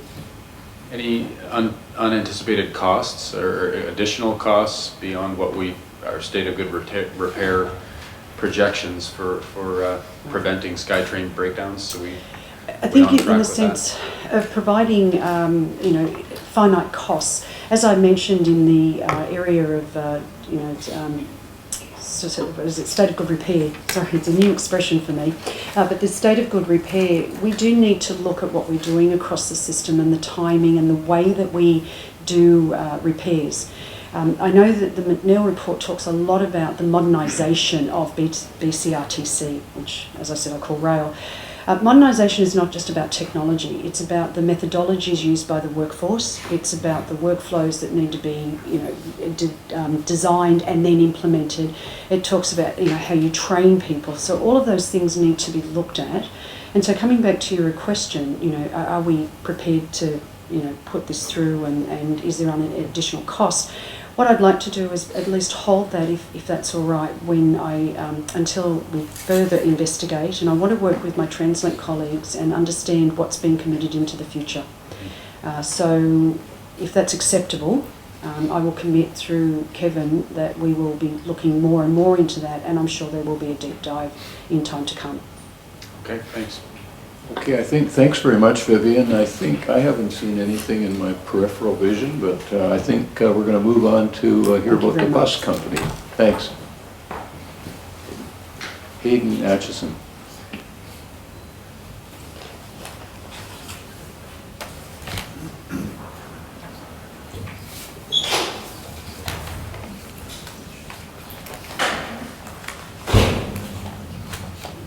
Good morning from the bus company. I'm going to cover 4 topics today as we look at the quarter going forward, risks and challenges, and a highlight, which is always a pleasant one to pass on. We're going to talk about construction, special events, which is special event requests, Hamilton Transit Center, our new depot, and safety, and as Vivian mentioned, for BCRTC, the core audit process as it applies to the bus company. So as I mentioned last board meeting, construction is throughout the region, and it's in a number of areas, a real challenge for us through reroutes, through congestion. We do our very best. We will at times use transit terms like short-term buses if they're running quite late. We'll put shuttles on to augment service in certain areas if we're getting overcrowding. But it's a real challenge for us going forward. We monitor it not daily but hourly on the road, because construction does at times, you can predict it, but it does pile up at certain times a day. So we have our transit supervisors out there monitoring. I think we're doing I feel confident that we're doing a pretty good job on it. We always look for improvement. I'll touch on just highlights in 3 of our region areas going forward. So Vancouver, the closure of the Southwest Marine Drive from Granville to Camosun is affecting the number 49 route. 49 is, of course, is Metrotown Dunbar, UBC. The detour now is along 41st, so of course it's cars as well as us putting our buses there, so a real challenge for us. The good news is that what we understand is it will be completed by the end of August in time for UBC opening, and so we're hopeful that that will meet that schedule. Also, Burrard Street work, of course, a year-long project. It's a major one. On June 27th, we're making some changes to accommodate for all the delays. The 22 route, which is Knight McDonald, will be split into 2 routes now, one servicing the east side of Vancouver and one the west side. So the east side customers will now find no delays as they go into the downtown core. West side, we just do the best we can, but it's a real enhancement for the customers on the east side. In New Westminster, we have Front Street closure, as many of you are aware. It's impacted routes significantly along the Columbia stations and New Westminster stations. Once again, we understand it will reopen in August, and we're hopeful that that will remain on schedule. Both New Westminster and Surrey, of course, impacted by the Patilla bridge work. It's resulted in heavy vehicle traffic on the other 2 bridges, Alex Fraser and Queensboro. We were able to add time to routes in this area, and so we've mitigated some of the impacts. The nighttime bus, the Night 19 that I talked about a couple board meetings ago, we're very pleased with that, which is downtown Surrey, into Surrey Central. We've now had to divert that over the Alex Fraser Bridge, and so it's added fairly lengthy times to that route. All our buses at the 22nd Street station, we've added 5 minutes now onto the running times to cross the bridges, and on average that's working out fairly well. Special events are things like parades, other events that come throughout the year. We get requests to either detour, provide extra service on. We also get special requests, sometimes at the last minute. Yesterday, for example, there was a fire in Surrey, an apartment fire. We were requested by the Surrey Fire Department if we could provide 3 buses as shelters. We were able to do that. We are a transit company, but we're also a public company, and being a good corporate citizen is important to us, so when these requests come in, we do whatever we can to meet them. Special events for the summer months are extensive. We have requests now for 150 events from June 1st to August 31st. That's quite significant. Examples, the Honda Celebration of Lights downtown. We'll bring in 95 extra buses for that evening. We'll put additional transit security officers with a concentration in the downtown core and key locations. We'll extend C-Bus, the 15-minute service, which usually ends at 8 p.m. We'll extend it to at midnight that evening. We'll also provide 2 buses for BPD to drop off officers in the downtown area and pick them up after the event. Hamilton Transit Center, our new depot, and we're very excited about it. On September 5th, our new bus depot will open in Richmond at the border with New Westminster. At the same time, the Oak Ridge Transit Center and the North Vancouver Transit Center will close and their fleets will be relocated. We are on track and looking forward to the opening. Funding from senior government partners has made the construction of HTC possible. Of the total of $136 million estimated cost, $85 million is from the federal gas tax fund. When complete, the facility will initially be home to approximately 160 buses with the ability to accommodate growth and hold up to 290 buses. It will hold conventional, articulated, which are the stretch buses, and community shuttle buses will all be based out of the Hamilton Transit Center. This is the first of our locations that will be able to accommodate a full mix of fuel, diesel, CNG, and gasoline vehicles. The ability to have this mix allows for greater fleet deployment and flexibility from that depot. It's a complex challenge to close 2 facilities and open a new facility virtually overnight. We move hundreds of employees and buses to their new work location while maintaining a seamless transition for our customers. Our timeline for moving day is September 5th. That's when we'll be operational. Service people will shuttle buses over to Hamilton from a number of our depots, including Richmond, Oak Ridge, Burnaby, North Vancouver, and they will do that from the weekend of September 1st to September 5th. On Sunday, September 4th, we will have our mechanics station at Oak Ridge, North Vancouver, and Hamilton to ensure a smooth transition. Our first maintenance shift will begin at Hamilton at 9 p.m. on Sunday, September 4th. Our operations staff will begin their morning shift on Monday, September 5th. Our goal is to have a seamless transition to our customers. It's a very, very complex internal problem for us. We've been working on it for a long time. We have these huge timelines. We have calls on a weekly basis, and so far we're on track with the construction of the building, the moving of all the materials and the equipment, and then the buses and the personnel. It's been a significant move, but we're on track and we're very pleased with the results thus far. Safety, core audit. We participate in a voluntary program with WorkSafe BC called the Certificate of Recognition Program, or CORE. Vivian mentioned it at BCRTC. By successfully implementing the CORE process, employers are able to earn a rebate on their insurance premiums in the amounts of 10% for health and safety and 5% for return to work. The CORE involves a rigorous 3-year cycle of registration and maintenance audits against criteria that represents both legal requirements and best practices in specific areas. Thanks to our thorough practices at CMBC, we passed our 4th audit at the end of 2015, earning a rebate of $1.4 million that we received in May. That topped last year's rebate of $1.3 million. And since 2013, we have received 4 rebate checks totaling just over $5 million, and we're very proud of that. And finally, I'll close with just something from customer information on Twitter. I want to acknowledge the tremendous work of our customer information team who manages our Twitter account. In May, we reached 100,000 followers, making us one of the top 3 in the Canadian transit agencies, Toronto and Montreal and ourselves. That's my report. Thank you. Well, thanks, Hayden. That's very encouraging. Any questions for Hayden? Marcella. Thanks, Tom. Thanks, Hayden, for the excellent report.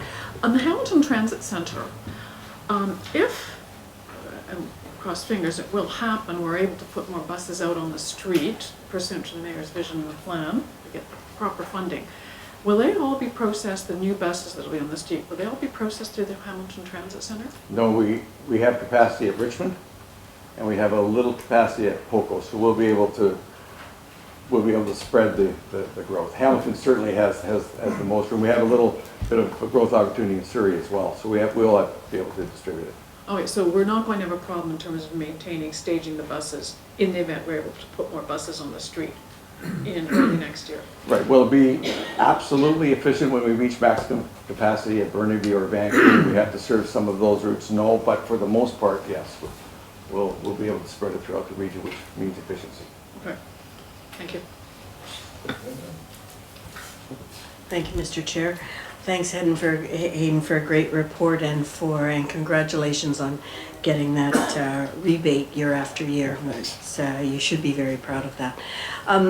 Relative to the September deadline in terms of the transfer, have we got a media plan in place? What I found very useful and has worked very effectively was the media plan relative to the Patello Bridge and what was going to be happening there and the closures.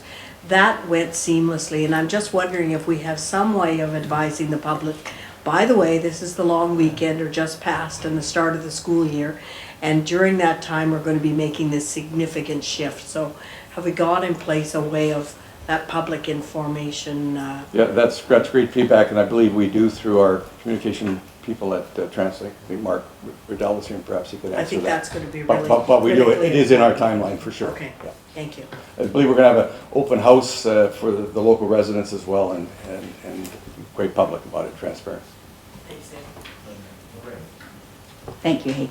I want to refer to your written report that you delivered to us, and one of the things that is in here is about safety barriers. Yes. And the fact that there was 4 operator barriers that are in service, and I was just wondering what the feedback was and how that was going, because that's a new test initiative. That's right, we're getting a 5th one. We're trialing different manufacturers. We're working with WorkSafe and BC Transit, and it's a joint effort. We're talking to Brampton, who have barriers in place in Ontario.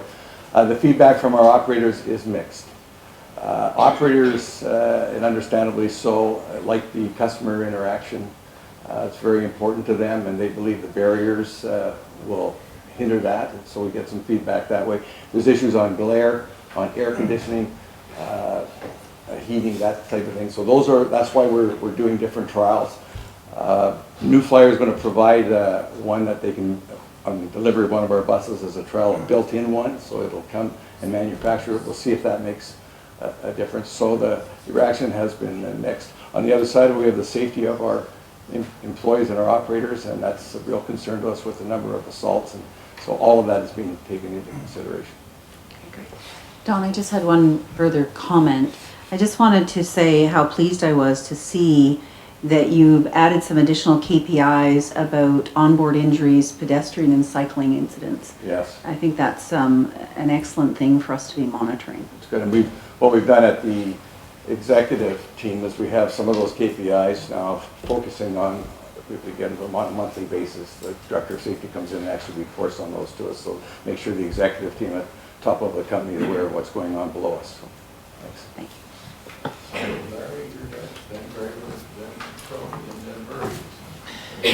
Hayden, also thank you for a great report. You said that with the Hamilton Transit Center transition, you want to make it a seamless transition. It's pretty behind the scenes, so if I, as a user, I shouldn't feel any difference. You should see no difference. But there might be some impacts. If I was a user, as a user, what should I expect that might happen to me? I'm hoping you're not going to notice a difference. So we are adding running times where we believe the route's longer, there'll be some congestion. We've added 15 minutes on. We're making sure that the buses that leave the Hamilton Transit leave it well before rush hour, come well after rush hour. We made a lot of adjustments that way. The same with the Burnaby Transit Center as it goes to the North Shore. So those very questions we have spent months going through route by route. We've been timing routes. We put test vehicles out. We put test buses out. We actually drove them about 2 months ago, a little initiative we had. Let's get some buses, let's put them on the road. We'll spend a little money and invest on this to make sure. So maybe in 3 months from now you'll come back to me and say it didn't happen, but that's what we've tried. We've tried very hard that the customer won't see any impact whatsoever. Great, thank you. Yeah, thanks, Hayden. A question on the Hamilton Transit Center and the ability to charge electric buses there as we see that shift in the future. Do we have the capacity to be charging buses, battery buses? We don't there. That technology, we're just looking, in fact, Kevin and I were having a discussion about that a few weeks ago with the fleet people. That's technology that is just sort of in its infancy but it's gaining a lot of speed. And you want to talk? A couple comments on that, Mr. Mayor, and you and I have talked about that. First, the good news is that the federal government actually has a program in place that's just getting started. I believe they're going to be doing RFPs nationally, and that was the sort of the purpose of the meeting with Hayden and his group, for us to be very much involved in that, pursue it. There's really, what's in the marketplace now are two ways to do the charging. One is a slow charge at transit bases. That's actually very complicated. There's a lot more infrastructure involved. There's a very significant power draw, so you'd have to be doing your power differently and space considerations. But then you get a long charge. The buses could conceivably stay out all day. The other one, which right now seems to be the leading approach, at least in North America, is the quick charge. And that's where you build charging stations throughout the system. So those are the types of things that we would evaluate. In either case, you would have to put infrastructure in place, whether it's quick start charge stations out in the field or the slow charge facilities at your operating bases. So that's the kind of what the industry is grappling with. And I don't know that there's going to be a winner anytime soon in that conversation. But so far, I think the quick charge seems to be what's more appealing to transit systems going forward. Okay, yeah, it was more thinking in terms of the procurement around this, the whole build up with the Hamilton Transit Center probably was planned and some of it implemented before the battery bus revolution started to hit. And certainly we're seeing pilots in cities all over the world now. And it'd be good if we're not missing the boat on that one. So the initial design of Hamilton, as we went forward, did not have CNG. So that was, we actually took a delay on the construction when we made the decision when we checked with the lines, the gas lines, things to put gas in there to at least provide that fuel as well. Thanks, Don, and thanks for your report, Aidan. Just a question on the changes to the express service to Horseshoe Bay. I'm assuming that it's been well received by our customers. And it may be too early to tell now, but there is an anticipation of increased ridership with the improved service. Can you maybe just talk about where we do make these enhancements in terms of the impact on ridership and, generally speaking, the relationship between the increased service and what we expect to see in terms of increased ridership? So my understanding of Westbound, I have more notes, I could refer to them, but I think just to capture your question, that came out of a public consultation process. And that route bypasses the village, closes the timelines considerably, and we're able to offer some more service. So we believe the ridership will increase, and certainly an enhancement for the customers. Thank you, Mr. Chair. Hayden, I just noticed in the KPIs that your operating costs per kilometer year-to-date to April are higher than what the target was, and there isn't a note explaining that. I'm just curious about that and whether you expect the year-to-date or the yearly target to be met notwithstanding. It is higher. I'm concerned about it. It's maintenance related. We do build in the cost of materials on the US dollar. I think we were targeted that fairly well. Maintenance costs cycle on us, and so sometimes we're proactive. They've been doing some proactive maintenance to get ready for the Hamilton Transit Center. We have some older buses that have required more maintenance than we anticipated. So my question to the maintenance folks is this a spike? And will it level off? Where will it be at the end of the year? I suspect we're going to be over on our maintenance costs. I hope that number is down overall for the year, but it's maintenance related. We're on it, and it's for the reasons I just said. Thank you. Yeah. Thanks for raising that, Murray, and thanks, Hayden. I think we're done for questions, so thank you very much, and good results. Thank you. And Chief Lepard.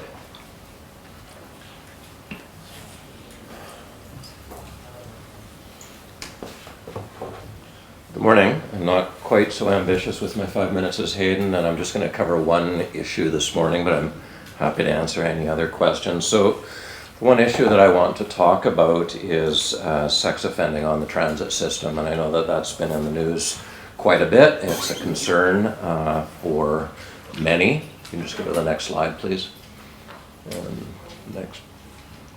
Yeah, I think we missed a slide or got missed or something. It doesn't matter. I'll just say that sex offending has been one of our 4 operational priorities since 2014. Can you just back up to that one slide? Sorry to confuse things. So we've done a number of things around that being a priority for us. One of the things that we know is that there is a very low reporting rate for sex offending. Just overall, generally, we know that that's probably as low as somewhere between 10 and 20%. So one of the things that we've tried to do is build confidence in the public that they can report these incidents. We will make it easy for them through our app, through the text line for witnesses to report things that they see going on, and through other traditional ways. And so that we actually want to see the reporting rate increase. And the public needs to know that we take these incidents very seriously and that we're going to investigate them thoroughly, and we do. We put a lot of energy into that. Just to be clear, this is not a problem that's specific to the TransLink system. This is a problem, and in fact much worse, in some transit systems in the world. You may have even heard in some countries in Asia where they have separate trains for women because the problem became such a challenge. So we're not at that level at all. Nonetheless, for those women who are sexually harassed or assaulted on the transit system, we want them to know that we take it very seriously. You can just go to the next slide there.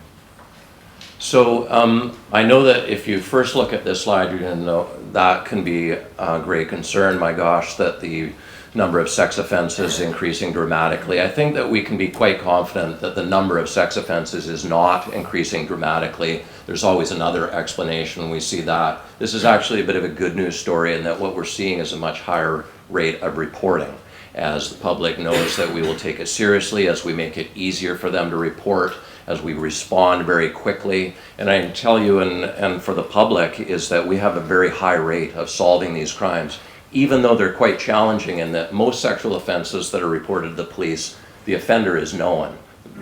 The parties are generally known to each other. In about 100% of the sex offenses that are reported on the transit system, the offender is a stranger. So there is that additional investigative challenge that we have to identify the suspect. But we are very successful in that, and you may recall probably the most recent one that was in the news was a Good Samaritan stepped in on some 3 males that were sexually harassing or more some young women on the train. We did a public appeal. We had video of that, and within 4 days we had those suspects identified and being interviewed by the police. So we're quite successful in our investigations of these incidents. We don't want to see sex crimes increase. We want to see them reduced, but we do want to see the reporting increased. We have really good data in terms of where they occur, when they occur, times of the day of the week, and so on, so that we're able to focus our resources, whether they're covert resources or overt resources. We have a number of different strategies that we use to respond to these incidents. In terms of the profile of these offenders, I think that's what's interesting, and it's of assistance to other police agencies in the region, is that about 60% of the offenders that we arrest, that we investigate, were not previously known to the police. They're first encountering the police on the transit line because these are generally along the spectrum of sex offending. They are lower level sex assaults, and these are people that, because of a very large number of people, 1 million trips a day, they're in very confined spaces, it makes it easy for them, and these are people that are taking advantage of that situation and have not yet moved on to more serious sex offending. So it's good that we are able to identify them for all police agencies. And the last thing that I'll say, of course, among our various strategies to effectively investigate and deter these sex offenses, we're working collaboratively with TransLink right now on a public education campaign. I'm really excited about it. It's focused both on deterrence of the offender and also encouraging reporting to the public. So the more information that we get, the more reports we can, the better that we can investigate and take actions to deter others from occurring. So I'll stop there. I'm happy to answer any questions about that subject or anything else that's in my report. Thank you. Your reports are very comprehensive, so it may be there. Oh, Barry. Doug, I appreciate your comments about, the approaches that we're taking. Are there sort of any out-of-the-box kind of thinking that goes on about how to address this? It seems that, we have a moving platform, which makes things very difficult. Well, we're looking at and have been part of discussions internationally about what best practices are for dealing with sex offenders on the transit system, so I don't want to give away all our trade secrets, but I can tell you that we're very familiar with what the best practices are out there. Some of them have been identified in the media. I know that we can do more in terms of working with TransLink employees like the SkyTrain attendants, because there is behavior that's characteristic of these of some of these offenders that I think that we can do more in terms of educating the attendants to help us in knowing people that are behaving suspiciously. We're able to respond very quickly to that. These are people that are not making a trip from point A to point B. They're there for the purpose of offending, and so they do behave suspiciously. And to say, I mean, we do capture them and successfully investigate them at a very high rate, at about 66%, which is a very high rate of solve for sex offenses. And our officers have learned to identify that suspicious behavior, and so those are the people that we are checking, and those are the people that also, are the about 600 people a year that we arrest, that we have fined wanted on warrants, from low-level offenses to very serious offenses. So our officers are watching out for them. So we've got a number of strategies that we are looking at to better focus on them and to enhance our investigations so that we can improve an already good solve rate. And we think that that creates its own deterrence. The more that offenders know that they have a high likelihood of being caught, which there is a very high likelihood of being caught, then that will create a deterrent impact as well. Thank you. Thanks very much, Chief Lepard. Very timely topic and very important. We can move on now, unless there's anything more for Chief Lepard. Thank you. And Larry, I'm going to forewarn you, you're the first of the committee reports. At this point in the meeting, we go through the work that the various committees have done over the course of the past 3 months since the last public meeting. And so, Larry, you're filling in for Brenda, reporting on the Risk and Capital Committee meeting. Thank you, Mr. Chair. Ladies and gentlemen, I am not the chair of this committee. We have an excellent chair, Brenda Eden, who just couldn't be here today because she is traveling. So I'm going to pitch hit for her. We, on our June meeting, our job, generally I should say, is to help the organization assess the risks that it's facing generally, and then to have an oversight function for the various capital projects that are coming along. And in the June meeting, we dealt with 10 items, and I'll just summarize those very quickly. This will sound like an echo from what you've been hearing, because the committee, you can imagine, sees these things earlier. We give our advice, we give our sense of what needs to happen, and those then come forward the way that you've seen them in this public session. The first item we dealt with was the general risk level for the entire enterprise. This is something done constantly. There are 5 top risks that are talked about.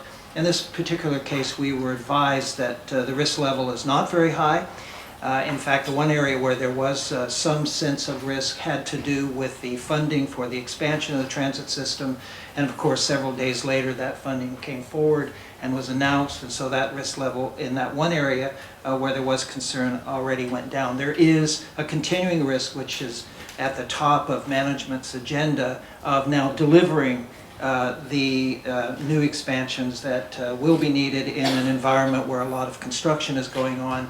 But we were advised that the organization is more than gearing up to do that, probably an unprecedented level of new construction over the next few years. We also had a report on the compass card and fare gates, and of course you're going to hear more about that later. You've already heard that there are over 900,000 users of the compass card. What was most important for us in the committee was the sense that this transition is now complete and very successfully completed, and that now the closing of the gates is imminent or happening at that time, and that the arrangements for those with difficulties are being looked at very seriously, and that's going to be reported on later today as well. We also had a quick update on the Patello Bridge changes in two aspects. One is the rehab that is underway. We got a long report on that. And then secondly, the replacement and the beginning work, the planning work that's being done for the replacement. That was given to us by the Vice President of Infrastructure and Infrastructure Management and Engineering. What was very interesting to us was a report on the implementation of the recommendations from the independent review for the SkyTrain system, particularly to make the system work better during emergencies and to achieve important operational efficiencies. There were 20 recommendations in the McNeil report, and as you've already heard, about a third of those have been accomplished and two-thirds are underway. The two-thirds that are underway, we were advised, were the harder ones that involve technology and the like, and particularly the concept of restart, instantaneous restart, and the difficulties with that.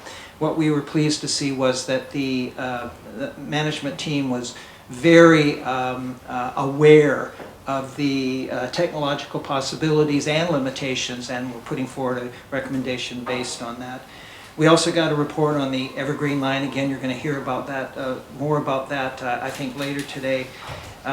It's a project really where we're more worried about the operations side, and you've already heard that we are carefully monitoring the construction, which is almost complete, and are well prepared now to take over operations toward the end of the year.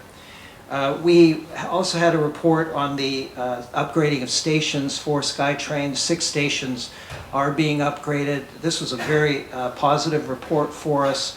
1 is completed, 3 others are on schedule, and 2 others are just now beginning. This is all based on providing better customer experience, and I think is going to, a lot of customers are going to, we felt a lot of customers would see very nice positive benefits from these upgrades. We also had a quick report on the new rapid transit proposals in Surrey and Vancouver Broadway, mostly to tell us that the organizational work, the planning work is on time, and to remind us as well of the system upgrades generally that have to occur in order for those to be brought online and the whole system to work coherently, and the management team has their eyes on both of those things. We got a report, as you've already heard, on the Hamilton Transit Center, mostly the excitement that it's about to happen, and that they are spending so much time to make it a seamless transition, and that it ultimately by the end of the year will mean that the North End Transit Center their operations will be shifted. We had a very full report, interesting report on a quarterly report on the real estate situation, noticing a number of properties at play, but mostly I think what we were seeing was a very intelligent and prudent and very forward-looking approach to the management of the real estate portfolio, which a number of us had been concerned about from previous years, but I think we felt very good about what we were seeing. And then finally, we had a discussion about the priorities for our committee and the role that we play. And one of the things that we determined should be a priority for us over the next year or so to assist the board and the organization is to help the organization position itself as a thought leader on various aspects of transportation, so that TransLink would be not only doing the more forward-thinking initiatives, but also would be seen to be doing that. And so there are going to be a number of events and workshops and other things that we will help to facilitate through management to make that happen. So that's a report, Mr. Chair. I Thanks hope it's very been much, complete. Larry. That was very comprehensive. I'm going to suggest that rather than invite questions of you now, we'll go through the reports that are part of your committee. And the first one is on Compass Card. Mark, are you there? You are. And Mark, you're going to come up and give the report on that. And if there are questions for the committee generally at the end, we'll try to get some time for that. Go ahead. I just want to introduce Mark Langmead, is the director of the Compass operations. Mark was instrumental, along with a very large team, in delivering the project and is now here to operate it. And I just want to acknowledge here today to the board meeting, Mark is the sort of the face and the speaker on the success of the Compass program, but a project like this could not have been delivered without an all-hands-on from just a host of people at TransLink. So they did a terrific job delivering this project, bringing it to the finish line. The whole gate closure piece was a great operation. I met Mark out at the Chinatown Main Street station and watched how his team was managing folks during the transition. But hats off to the Compass folks, and then turn it over to you, Mark, with the presentation. Thank you. I'd like to give a brief update of where we are, but in the context of where we've come from. Can we just move to the next slide? As mentioned earlier this morning, we had a number of programs that were launched in 2014 and were actually in existence and operating through up to this period, which is November of this last year. Those programs were the University Pass programs and the BC Bus Pass programs, and other programs that operated on Compass but weren't available for the general population. Next one. Coming through to the next piece, what we had was a phased approach to introduce the Compass product to the general population in the Lower Mainland, and at the same time we had a phased approach of removing the traditional fare media, which was the paper fare cards for monthly passes and fare savers. So the time frame for that was the introduction of the Compass cards in November, with the end of fare cards for December. December to January saw the fully use of all of the different systems that Compass is made up of, including the handheld units by Transit Police and the Faregate Control Center. Next piece. In the end of January, we ended the fare savers. Fare savers were the paper books of 10 tickets that were sold through the retail network, and so that ended. And with that, we transitioned people into the stored value component of the Compass cards. Next slide. Beginning in February, we began starting to demonstration gate closures, which would see staff at gate arrays and meeting with customers and talking with customers to tell them about changes that were coming and to answer any questions they may have. Next. This was followed by the marketing campaign that was launched, which covered a broad spectrum of media to ensure that as much notice and information was available to our customers. And the last one was, as just mentioned, the gate closures, which began in April 4th to April 8th. Okay. During this period, to ensure a good customer experience, we provided additional customer support to ensure that we provided a lot of answers that people would have, recognizing this was a major change for a very large number of our customers. The feedback that we received during that period was positive, and the people that needed assistance came away with a better assurance that they understood how the system worked. This was involving 100 additional staff that were hired for this purpose, and also 130 internal volunteers who assisted the frontline staff in answering questions and providing support. Okay. The Compass adoption, one of the things that we looked to in planning this was what the best practices were by other agencies that have smart card systems in place. And what we heard when we spoke with them was that we would expect a 6-month window to transition everybody from your regular fare payment product to a smart payment product. And we looked at the monthly pass holders separate from the fare stored value, and we had the targets essentially of 100% for the first 6 months for the monthly pass holders, 90% for the stored value. What we actually saw in practice was that we adopted at a higher rate in half of that time. So our adoption period really was about a 3-month window, and with respect to the monthly pass holders, With the end of fare cards, we saw nearly 100% conversion of monthly pass holders to Compass in that first month. So we saw 130,000 monthly passes bought on a Compass card the month after the end of fare card sales, which is really significant.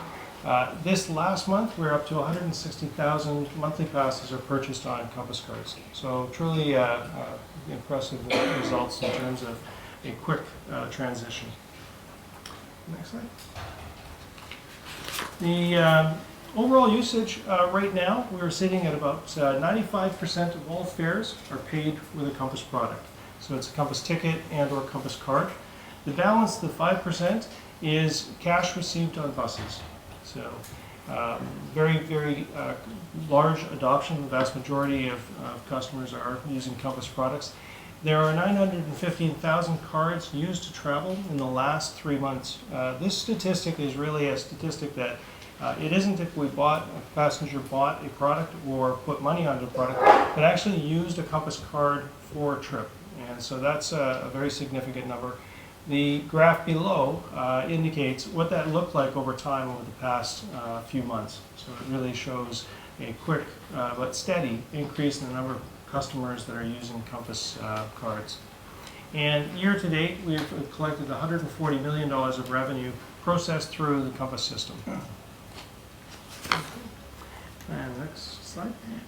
The revenue touched on earlier. This graph is from January to May, and May year-to-date revenue has increased by $7.5 million over 2015, same period in 2015. And the April and May months are most notable here, where we see a fare revenue up 8% over April and May of 2015. At the beginning, to the left of the graph, the January result, where we see the 2015 higher than the February result. This was a period of transition in 2016, where we still had fare savers available for sale. But there was also an additional working day in January 2015 over 2016. In February, you see that reverse. In February of 2016, you had an additional working day over 2015. So, and the net increase since then has been consistent. Looking to the bus cash collection, and most significantly here, the purple bar is 2015, the light blue is 2016, and what we're seeing is a significant reduction in cash receipts on buses. This is matched by an increase, a corresponding increase in stored value use on buses. And so this actually is a conversion, an indication that people are converting from cash sales on buses to Compass products on buses. The benefits here are that it's an easier transaction, which happens quicker. The Compass card will calculate the appropriate fare and actually offer a discount to these customers, reduces cost of cash handling, and allows also the transfer from bus to rail. So this is a big win for customers and also the organization. Looking to where customers are buying Compass cards, we have dramatically increased the number of locations and the ways people can purchase our fare products. Compass cards are available at all SkyTrain stations, all the West Coast Express stations, Canada Line, and C-Bus. Also, as mentioned, the Compass Customer Service Center, which is located at the Stadium Station, that has become very, very popular with customers, where you can have full service by going there and on any of our product types. Lost Property is also located there, so that's a one-stop sort of location for service. There are 18 of the 31 London Drugs locations in the Lower Mainland that have a Compass vending machine installed within the store. Those are located such that they are away from the rail lines, but provide an opportunity for people to reload their cards or buy a monthly pass at those machines. The remaining stores have preloaded Compass cards available for sale. BC Ferries has both ferries sales product on board the 8 ferries that come into Tsawwassen and Horseshoe Bay, as well as the terminals. So there's Compass vending machines at Tsawwassen and Horseshoe Bay. The 350 retail locations referenced is the original fare dealer locations, which is now the Compass retailer locations. And those sell the $10 preloaded Compass card for both concession and adult categories. They're the ones that come in a pouch that is opened and the card is ready to go. The benefit is, of course, you can use that to travel without having to put money on that, but you can reload that and in a number of different ways. Looking at one of the new forms of payment is the compasscard.ca website, and that currently is accounting for 42% of our sales.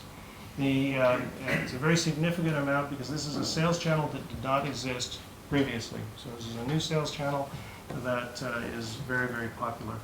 And lastly, by phones. The call on the back of each card is a phone number for the Compass call center, and all Compass transactions can be resolved there, adding stored value, adding monthly passes, and dealing with any issues. Looking to the compasscard.ca website and how are people using it? We had 508,000 visits in May with 2.3 million visits to date. This is an extremely popular website. Its growth is really tremendous. And notably, 52% of the visits to that website are made on a mobile device. So this is a website that can be used on the go. It automatically resizes itself based on the device that you use to access it, so it looks as good on an iPhone as it does on a PC. And with that, you can buy monthly sales, monthly passes, day passes, stored value, and all of the other transactions that are available on the main website. Next slide. Looking to ridership very briefly. The month of January, this is boardings, millions of boardings. Boarding in this case is somebody tapping into a bus and or a rail station. These are indicative of the growth or adoption of Compass Media since the beginning of this year. Okay, next.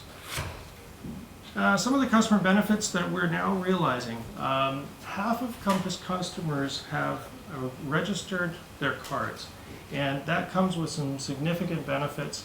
Some of those benefits are the autoload of passes and stored value. We refer to the stored value as a threshold autoload, which will set it so you can say when it falls below a certain dollar value, put some more money on. That makes up the majority of those passes, so it means that you don't have to go back to a Compass vending machine to add value. The other one is the autoload of monthly passes, and so we're seeing a quarter of monthly passes are set to autoload so that people can have that next month's pass loaded as their pass runs out. The other feature that is a benefit of it is balance protection, so that if you lose your card or it's stolen or misplaced, you can call the Compass call center and have the card balance frozen and then transferred to a new card.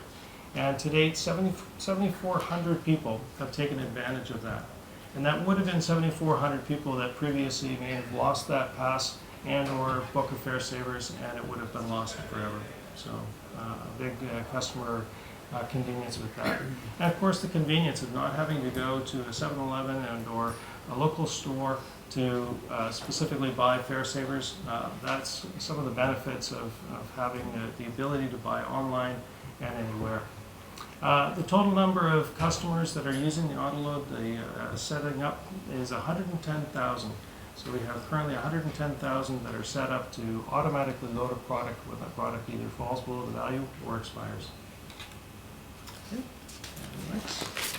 Looking to customer feedback, so throughout this process we are very keeping our ears open to what the customers are saying and what changes they think that they would like to see, and also what things that they like.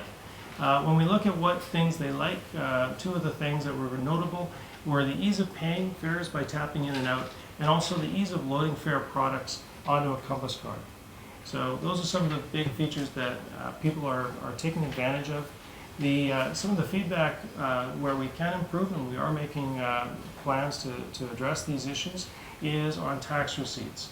What we have now is a 3-step process to print out your tax receipt for the purposes of your tax return at the end of the year, and it could be improved to be a single click for that form. Yeah. And so other areas for improvement, one of the new functionalities that we previously didn't have, we have a gate control office at both Canada Line as well as at BCRTC, which manage the gates in real time during all hours of service. And some of the functionality that they can do is set directionality with the gates. And it's with a view to improve traffic flow when you have sporting events or rush hour traffic in one where the traffic is predominantly in one way. So we are currently evaluating this to see where and when and how it best can be used. And we are seeing some success here in mitigating crowding. Other issues that we're looking at are lineups of certain vending machines. Certain locations are very, very busy, and we're seeing and we're monitoring how busy they are to adjust the amount of equipment that's located at each station. This is one of the areas that we use the data that we receive from the Compass system to validate very, very quickly, without the need for a study or a long-term analysis, how much demand there is in real time at each of the locations. Tsawwassen Ferry Terminal is one of those locations where we have putting in an additional machine next week based on the data that we've received to date, because we know, given the type of unloading to the ferries, of the demand for people all at once in a short window. Last slide. Some of the next steps that we're looking to for Compass. We are certainly looking towards the Evergreen extension, HandyDart, and introducing the account-based payment processes for the HandyDart system. There's a number of web enhancements coming in the next 2 months, which will include the addition of bike parkade and pre-authorized debit functionality. We continue to use the data to guide and make decisions. And lastly, we are reviewing the addition of new and emerging payment methodology. Thank you very much. Thanks very much, Mark. I think, given how important Compass is and the advances that have taken place just in the last few months, I think we should allow a very little time for some questions, if there are any. Marcella. Mine actually is a question to my fellow board member. As I understand it, Larry, this was to be our last formal report on Compass, correct? Yes. So I just think it bears stating to Mark, Kathy, the team, that the next board meeting will probably be the first board meeting that I've been on this board that we will not hear about Compass in a direct way. And I really, truly want to congratulate the team for the enormous amount of work that has been done to take us to this point. It is doing all the things that the team had said it would do. It's bringing in the revenues we thought it would bring. It's very easy. You know, from my perspective, traveling my bus stops, my bus stops are so clean, which used to be just peppered with white little transfer papers glued to the ground from the rain. They're all gone. So I just really want to congratulate you all for all the work that you have done. Kathy, Lloyd's there. Thank you, Lloyd. Job well done. Thank you. Here, here. And I actually think that's probably a good way to end the discussion on Compass. We could probably spend a lot of time, but it is really remarkable. Well done to all of you. Everyone. Thank you very much. Thank you. Now, Sandy, there we are. Sandy Zane, there's, and Vivian, were you planning to participate this, Sandy? I'm here to support Sandy. Oh, good. Well, tell me. Sandy, the next 4 items look like the Sandy Zane show, and you've got so many things in your sort of portfolio. Where am I? The SkyTrain independent review has been mentioned by Vivian, and the rapid transit projects. The Evergreen Line project has been mentioned at some length in a couple of areas. And then you've got a couple of topics on the Patella Bridge that we have and the replacement. My suggestion, and I don't want to close off anything, but I would say on the first 2 items, if there are any questions, we could entertain them. But if not, you could go on and move on to the Patella Bridge more promptly. Does that suit everyone if we get to that? Okay, why don't you go to the Patella Bridge, two topics there. And, Thank you. Thank you, Mr. Chair and members of the board. I have an update on the 2 initiatives we have on Patillo. A lot is going on, so we thought we'd give you just 5 minutes on Patillo, and then happy to answer any questions.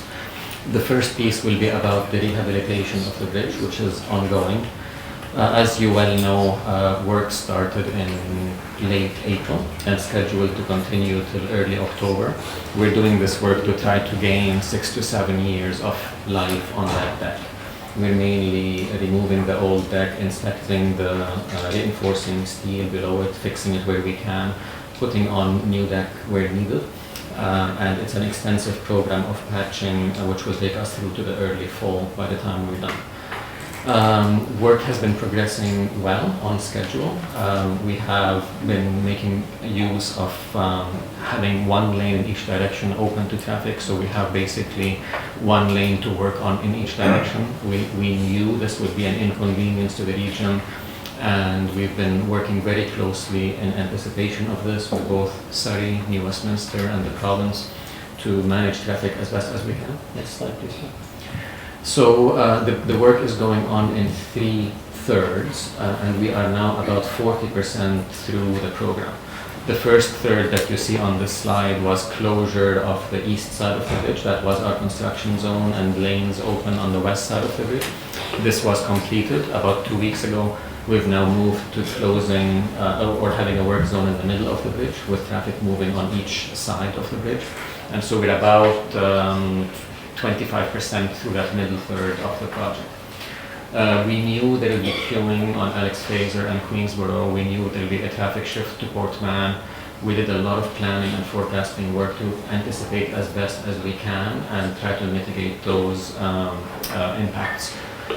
What we predicted would happen has happened, in the sense that there are longer queues, certainly on the Alex Fraser and Queensborough, although the bit of good news is off-peak and on weekends the queues were not as bad as anticipated. We have seen some trips which simply have not happened across the bridge, with residents deciding that non-essential trips don't need to happen given that the congestion is quite severe on Pattullo. As Hayden mentioned a bit earlier, we also did our best on the transit side to improve bus frequency, add some running time to make sure the transit service was there for those who choose to use it. And we also did a lot of work on park and rides to make sure that people can park and ride transit if they choose to do so. Next slide, please. A very large part of this project has been our communications program, as Mayor Hafner mentioned. It's been very effective working closely with our communications team, a digital media first strategy, which we've implemented and rolled out on Facebook, on Twitter, on a lot of information going out online, plus a very large network of changeable message signs across the region, which have been very effective in keeping drivers informed and allowing them to make the choices that they can make. We've partnered very closely on this with the Ministry of Transportation, and we made good use of the Regional Traffic Management Center, where they are actually operating most of these signs for us and coordinating very closely, and actually tweets come out from the Provincial Traffic Management Center supporting the tweets coming out from TransLink. So it's been a really good example of agencies working together to manage what we knew would be a difficult situation. So some of the things we've been dealing with, slower speed zone, one lane, lots of construction activity. We expected traffic to shift, and it has shifted. We're seeing about 30 to 35,000 fewer crossings per day on Pattullo. About 2/3 of those have moved over to moved over to Portman. About 5,000 or so moved over to Alex Fraser, and the remainder, as I mentioned, are not crossing the river anymore. We are doing our best to track the volume shifts, again in partnership with the province, to see how traffic does react in situations like this. And as usual, there are stresses, but I think the traffic adjusted fairly quickly. It adjusted actually quicker than we thought it would. Next slide. Next slide, please. I will pause on the rehabilitation. Just take any questions, Mr. Chair. I think we will have to put questions off to another meeting. Thanks. I'll move quickly through the replacement. Good progress on the replacement project, aiming for a new bridge by the end of 2022, using the Mayor's vision as the guidance for our scope. Next slide, please, Fran. Significant achievement, one slide back, please, Fran. Significant achievement in early spring was the signing of the MOU between Surrey, New Westminster, and TransLink. We signed that in May, just after the last board meeting, and that allowed us to then move forward on a public consultation program which is actually happening as we speak. So we started about a week and a half ago with a series of small group meetings, open houses, online information, and I think as Kevin mentioned earlier, we're getting really good feedback, especially with the online piece of the consultation. The focus in this round is on the local connections. In Surrey and New Westminster, we have a few options as to how the new bridge will connect to the local road network, and we're now getting feedback from local residents and businesses as to which option they would prefer and why. Of course, public consultation is one piece. A lot of technical work is also going on in the background to look at the geotechnical and environmental implications of our options. I'll stop there, Mr. Chair, and happy to take any questions. Thanks very much, Sandy. The Patello Bridge, both the rehab and the replacement issues have been topics that have been discussed virtually as frequently as the Compass project, so we're quite familiar with it, and sorry for this, but we do have a bit of a time crunch, and so I'm going to put off questions to another meeting or in the hallway or whatever, but we're going to end the Patello discussion now. And I'm going to change the agenda just slightly. And there are 3 items that are on the agenda that specifically require resolutions. And 2 of them, and I'm sort of forewarning Lorraine, there are 2 of them from your committee, the independent transit services applications for Bowen Island and the New Westminster River Market. And I would like it, in view of the fact that the material is all comprehensive and has been read, if you're prepared to move those motions, you do them one at a time, but if you would make those motions, we'll go deal with that business now. I'm happy to make those motions. One for the independent transit services application for the Bowen Island Express bus. The resolution is in the package, so no need for me to read that, but essentially approving the operation of that express bus. Okay, is there a seconder for that? Second. A seconder. Any questions? All in favor? Opposed? That's carried. And we have to make the other motion of a similar nature. I will as soon as I can find it. Okay, so the next one is for the independent transit services application for the New Westminster River Market Shuttle bus, and the resolution is in the package. And I make that motion, so moved. Thank you. Seconder there. Seconded. Any questions? All in favor? Opposed? Carried. And I'm now going to go to the other decision item. Well, there's 2. One which is part of Tim's report, and just a minute, Tim, but the other one, the 2015 Financial Information Act filing. Again, the material has been discussed in committee, and it has been in the material. So, Barry, are you okay dealing with it without any forewarning and just make a motion? Happy to do so, Mr. Chairman. So the filing is required by statute to be done and submitted to the provincial government by the end of this month. Happy to make a resolution to recommend that the filing be done as in accordance with the resolution. Thank you. Is there a seconder? That is seconded. Any questions? All in favor? Opposed? None? Carried? Thank you. Now, the other thing, I'm going to ask the committee chairs who haven't reported if they can put off their reports or give them in some other form at a later meeting, and allow Tim to come up and give the report on access.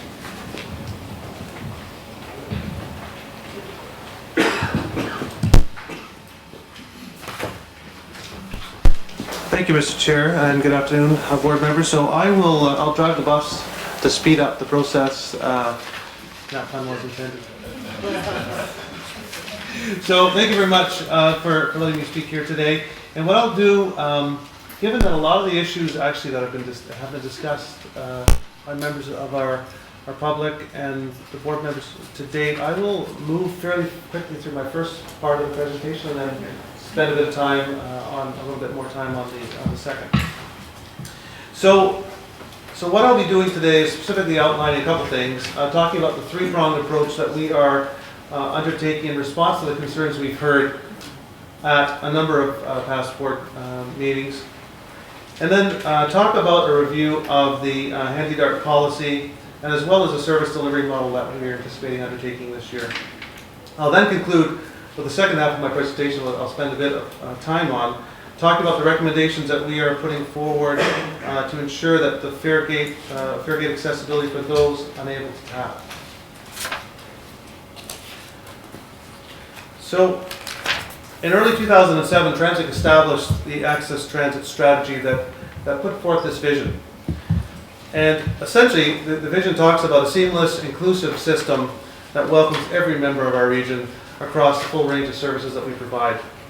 And it's been advanced essentially by every part of the system being accessible as possible through providing a suite of services. And those services include HandyDart, which we've heard about today, HandyCard, and TaxiSaver.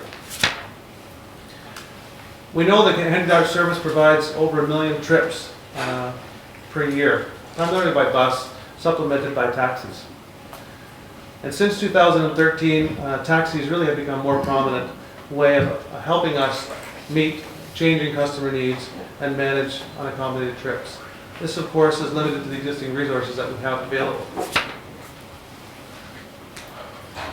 This just shows an example of how our HandyDart performance compares with other major Canadian cities on key performance measures. HandyDart service policies and standards in the region have evolved, really without a comprehensive review of the framework, making it very difficult for us to evaluate the performance of the service against public policy objectives. So key themes that we've heard, and heard them loud and clear, that we need to look at the responsiveness to our customer concerns, HandyDart and taxi service standards and qualities, as well as our service model and how we deliver the service. So as I mentioned at the start of the presentation, we're looking at this by looking at a three-pronged approach. Immediate structural changes to Access Transit, the way we structure our internally. Looking at a policy review of the HandyDart policies, as well as looking at our service delivery model. So this shows the immediate structural changes that we'll be moving forward with. Firstly, on the right-hand side, Access Transit service delivery, being the president and GM of CNBC being responsible for that, which is accountable for all aspects of service delivery of the system. One thing I do want to note is the Director of Access Transit Service Delivery. We've heard in the past that there's no clear location for accountability. This director will be the single point of accountability for providing the service. My department, Access Transit Planning, will be responsible for looking at strategy and policy for Access Transit across the entire enterprise. So in terms of the policy review, we are looking at HandyDart service standards and policies in order to give us some insights into the opportunities, how we can improve the effectiveness of the service. And this will act as our benchmark, as we heard earlier in the presentation. The thing I want to stress, though, is a key part of this is our customer and stakeholder involvement in this. And Mr. Desmond mentioned the fact that we're going to be establishing a stakeholder committee that will help us guide this process and help us move through this process. We're also looking at the service delivery model, which we're anticipating completing by the end of the year. And this shows the number of criteria that we're going to be looking at when we do this work. Now I'm moving to the second half of my presentation with respect to fare gate accessibility for the customers who are unable to tap. We know that a number of our customers have locomotor disabilities and they cannot tap at the gates. So prior to this happening, prior to the gates being closed, these individuals move through the system independently. And they can no longer do that with the gates coming to a close. TransLink's policy, as I outlined, provides direction and public expectation to maintain full accessibility to the system. And we know that a permanent technological solution will take longer than 1 year, so therefore we need some interim approach to move forward. So in determining the recommended approach, we've identified these objectives: supporting TransLink's policy for an accessible transportation system, engaging customer and stakeholder group on potential solutions. I can't stress the importance of that component. And balancing, at the end of this, balancing customer, stakeholder, financial objectives in order to determine the most effective approach in going forward. This slide shows planning level cost estimates for a variety of near-term solutions. And these include improved station assistance service and adapted assistive devices, which we've been using, potential extended staffing, and potential extended gate opening.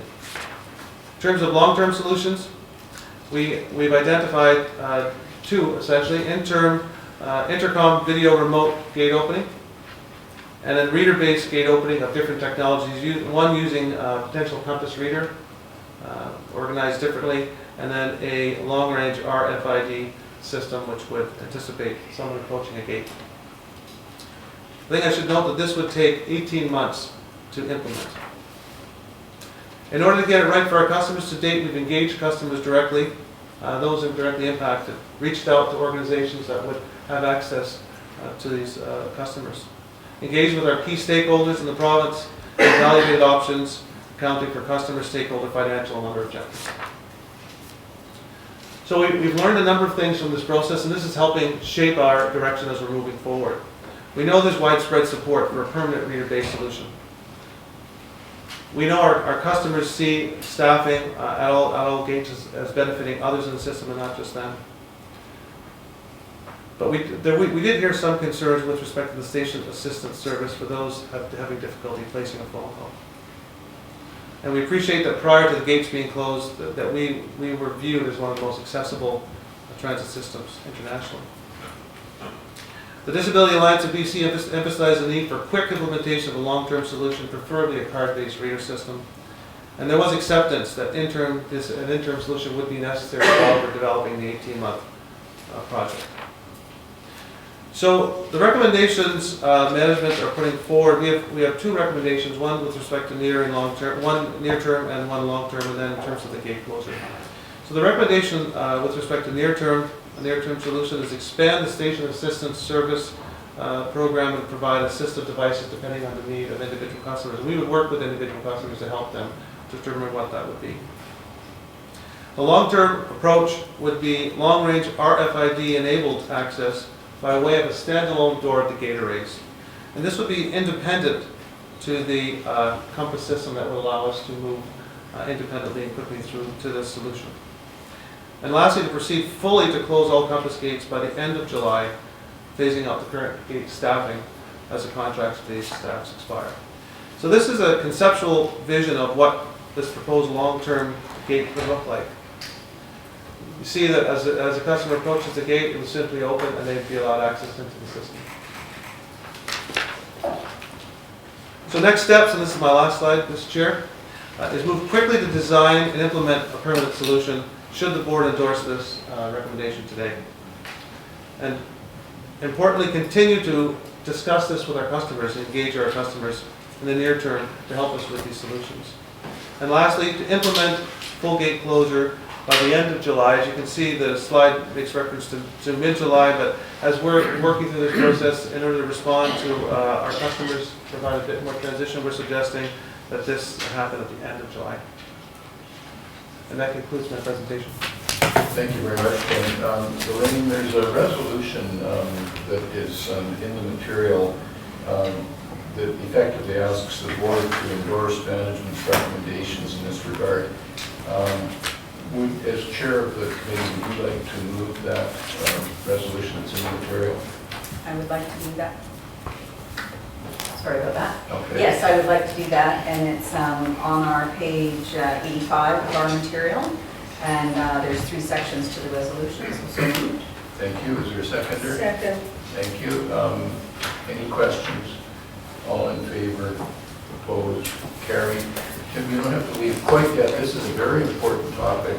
We are really pressed for time, and I apologize, but if there are any questions that people would like to raise now, they will have the opportunity to speak to you separately, but if there are any, Tim, I just wanted you to clarify the time for the access transit review that you've proposed. I'm not sure that that was clearly outlined in we're moving through Thank you. material rather quickly. Thank you. No, we plan to have the policy review completed by the end of this year, end of 2016. okay. Thank you. First, Larry, then Tim, I just want to confirm, I heard you say that anyone who needed some assistance right now should come and speak personally with the staff, and you would work with them on a personal basis. Is that right? Absolutely, we're happy to do that. We've worked with a number of customers to date for their individual needs. Yeah, so happy to do that. So who do they talk to? They can contact me, they can contact any one of my staff, but certainly... So you're ready to serve them this afternoon? Absolutely. Thank you. And this is probably just an extension of Larry's question, but my understanding, as you described it, is that those staff that are currently benefiting those that need the assistance at the gates will remain with the closure until we have the permanent solution? Through the chair, no, they won't. So once the gates are closed, the staff will they won't all disappear all at once, but they will be phased out as their contracts are ending. So the station assistance program will be improved to allow for quicker response for us, meeting people at the gate. So dropping down from 30 minutes to perhaps 10 minutes instead of the half hour. So we're trying to provide more flexibility for people that are on their way, so they could phone and we'll meet them at the gates within a shorter time frame. Okay, but there will be staff available to assist them through that process. Absolutely help them through the gates, should that be necessary.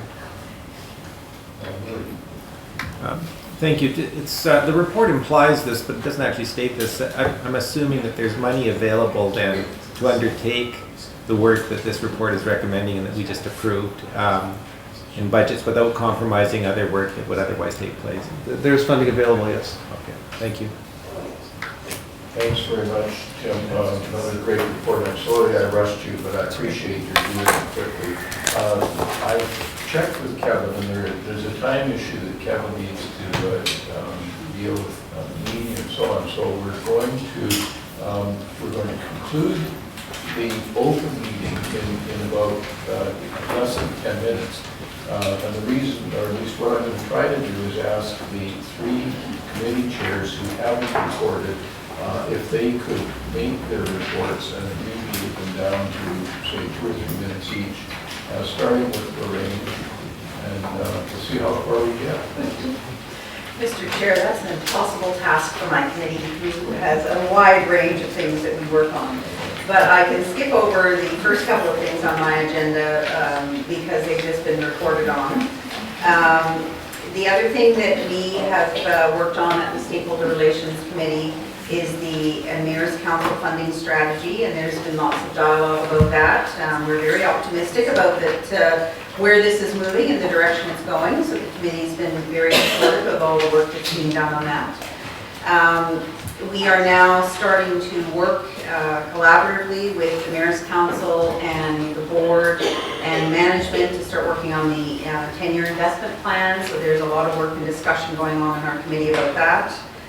We've also heard about the transit fare review and the unprecedented feedback that we've been getting on through social media and all the different tools that the organization is using. So very pleased about that. The more information we get, the more we can fine tune all the work that the organization is doing. Kevin, I think, alluded to the regional goods movement strategy, not the most interesting for transit users, but very important for our region and moving goods around. We also had an overview report on the independent transit services. So we wanted to see everything that the organization has approved. We just approved the Bowen Island and the New Westminster. After reviewing all the material on that, we were happy with that. We've also been working with the communications group in regards to all the work that they've been doing, which has been extensive. And they've been working on all the Compass information, introducing our new CEO to the world, and all the different plans that we're doing. Anything that touches the customer, this group has a lot to do with. And now we're starting to work on what's next for the organization. And that's my report. Thank you for making it brief, Barry. Sorry to impose on you, but can you try to keep to the same sort of time frame for the audit committee report? Thank you, Mr. Chair. The audit committee met to review the first quarter results, which are now already been posted, indicating 2 important things. There was no material variance to the budget and no red flags, so a solid first quarter for the organization. We also review all of the IT projects in the organization and provide feedback to management with respect to those. There are a large number of projects underway. As Compass Card winds down, there are many more projects underway. Of particular note, I think, is evidence of a shift towards ensuring that the IT projects and the team is focused on how we enhance customer service. And I think that's a really important message to deliver. We dealt with a number of internal audit reports, the filing on behalf of the board. We do a number of routine things dealing with reviewing investments, large-scale purchasing, et cetera, again. Also important to us as well, though, one of those background issues, there's a new process in place for applications for the federal gas tax monies that flow from the federal government. I'm pleased to announce or advise that the new application process and approval process and so on has now been implemented by Metro Vancouver, and so we have already submitted our first application that's been approved, and we'll be doing so with future applications for a variety of activities on behalf of TransLink and of course on behalf of our traveling public. Fundamentally, Mr. Chairman, that's my report. Thank you very much. I appreciate you keeping it brief. And Jim, I'm going to ask you if you can do the same for the Human Resources and Governance Committee. Well, sure. On the governance front, this is our fourth public meeting since September 2015. We've been trying to improve the transparency for the public so they see the board working on behalf of the public. This is the meeting where we have reports posted 5 days in advance. Written reports, they have changed format, improved readability is there. Also, less important material is included in the appendix. And there's paper copies available for the attendees. The PowerPoints will be posted shortly following the meeting. So we're happy about that. Also, this is the second meeting that's been videoed, and I'm pleased to report the March video has 689 views on YouTube. In terms of the screening panel work that was mentioned earlier, there are 3 vacancies that are on the board that will be for reappointment starting in 2017. 3 of these positions, these are part of the 7 positions that are appointed by the Mayor's Council. A selection committee has been appointed pursuant to the legislation. The Chair, John Rose, and I met with the selection committee, talked about board needs in terms of diversity of skills and other attributes. And we also want to get the word out to the public and anyone else that might know about potential board members. They should, if they're interested, get some more information on it, put their names forward, and that will be available through our corporate secretary. Thanks, Jim. And yeah, that covers the whole thing. That's the governance report, but it covers the HR as well. Thank you. Unless we have any significant questions on any committee report or anything that we've done this morning, I'll entertain a motion that we adjourn. And I'm not even sure we need a motion, but we'll adjourn. Okay. Thank you. That was passed.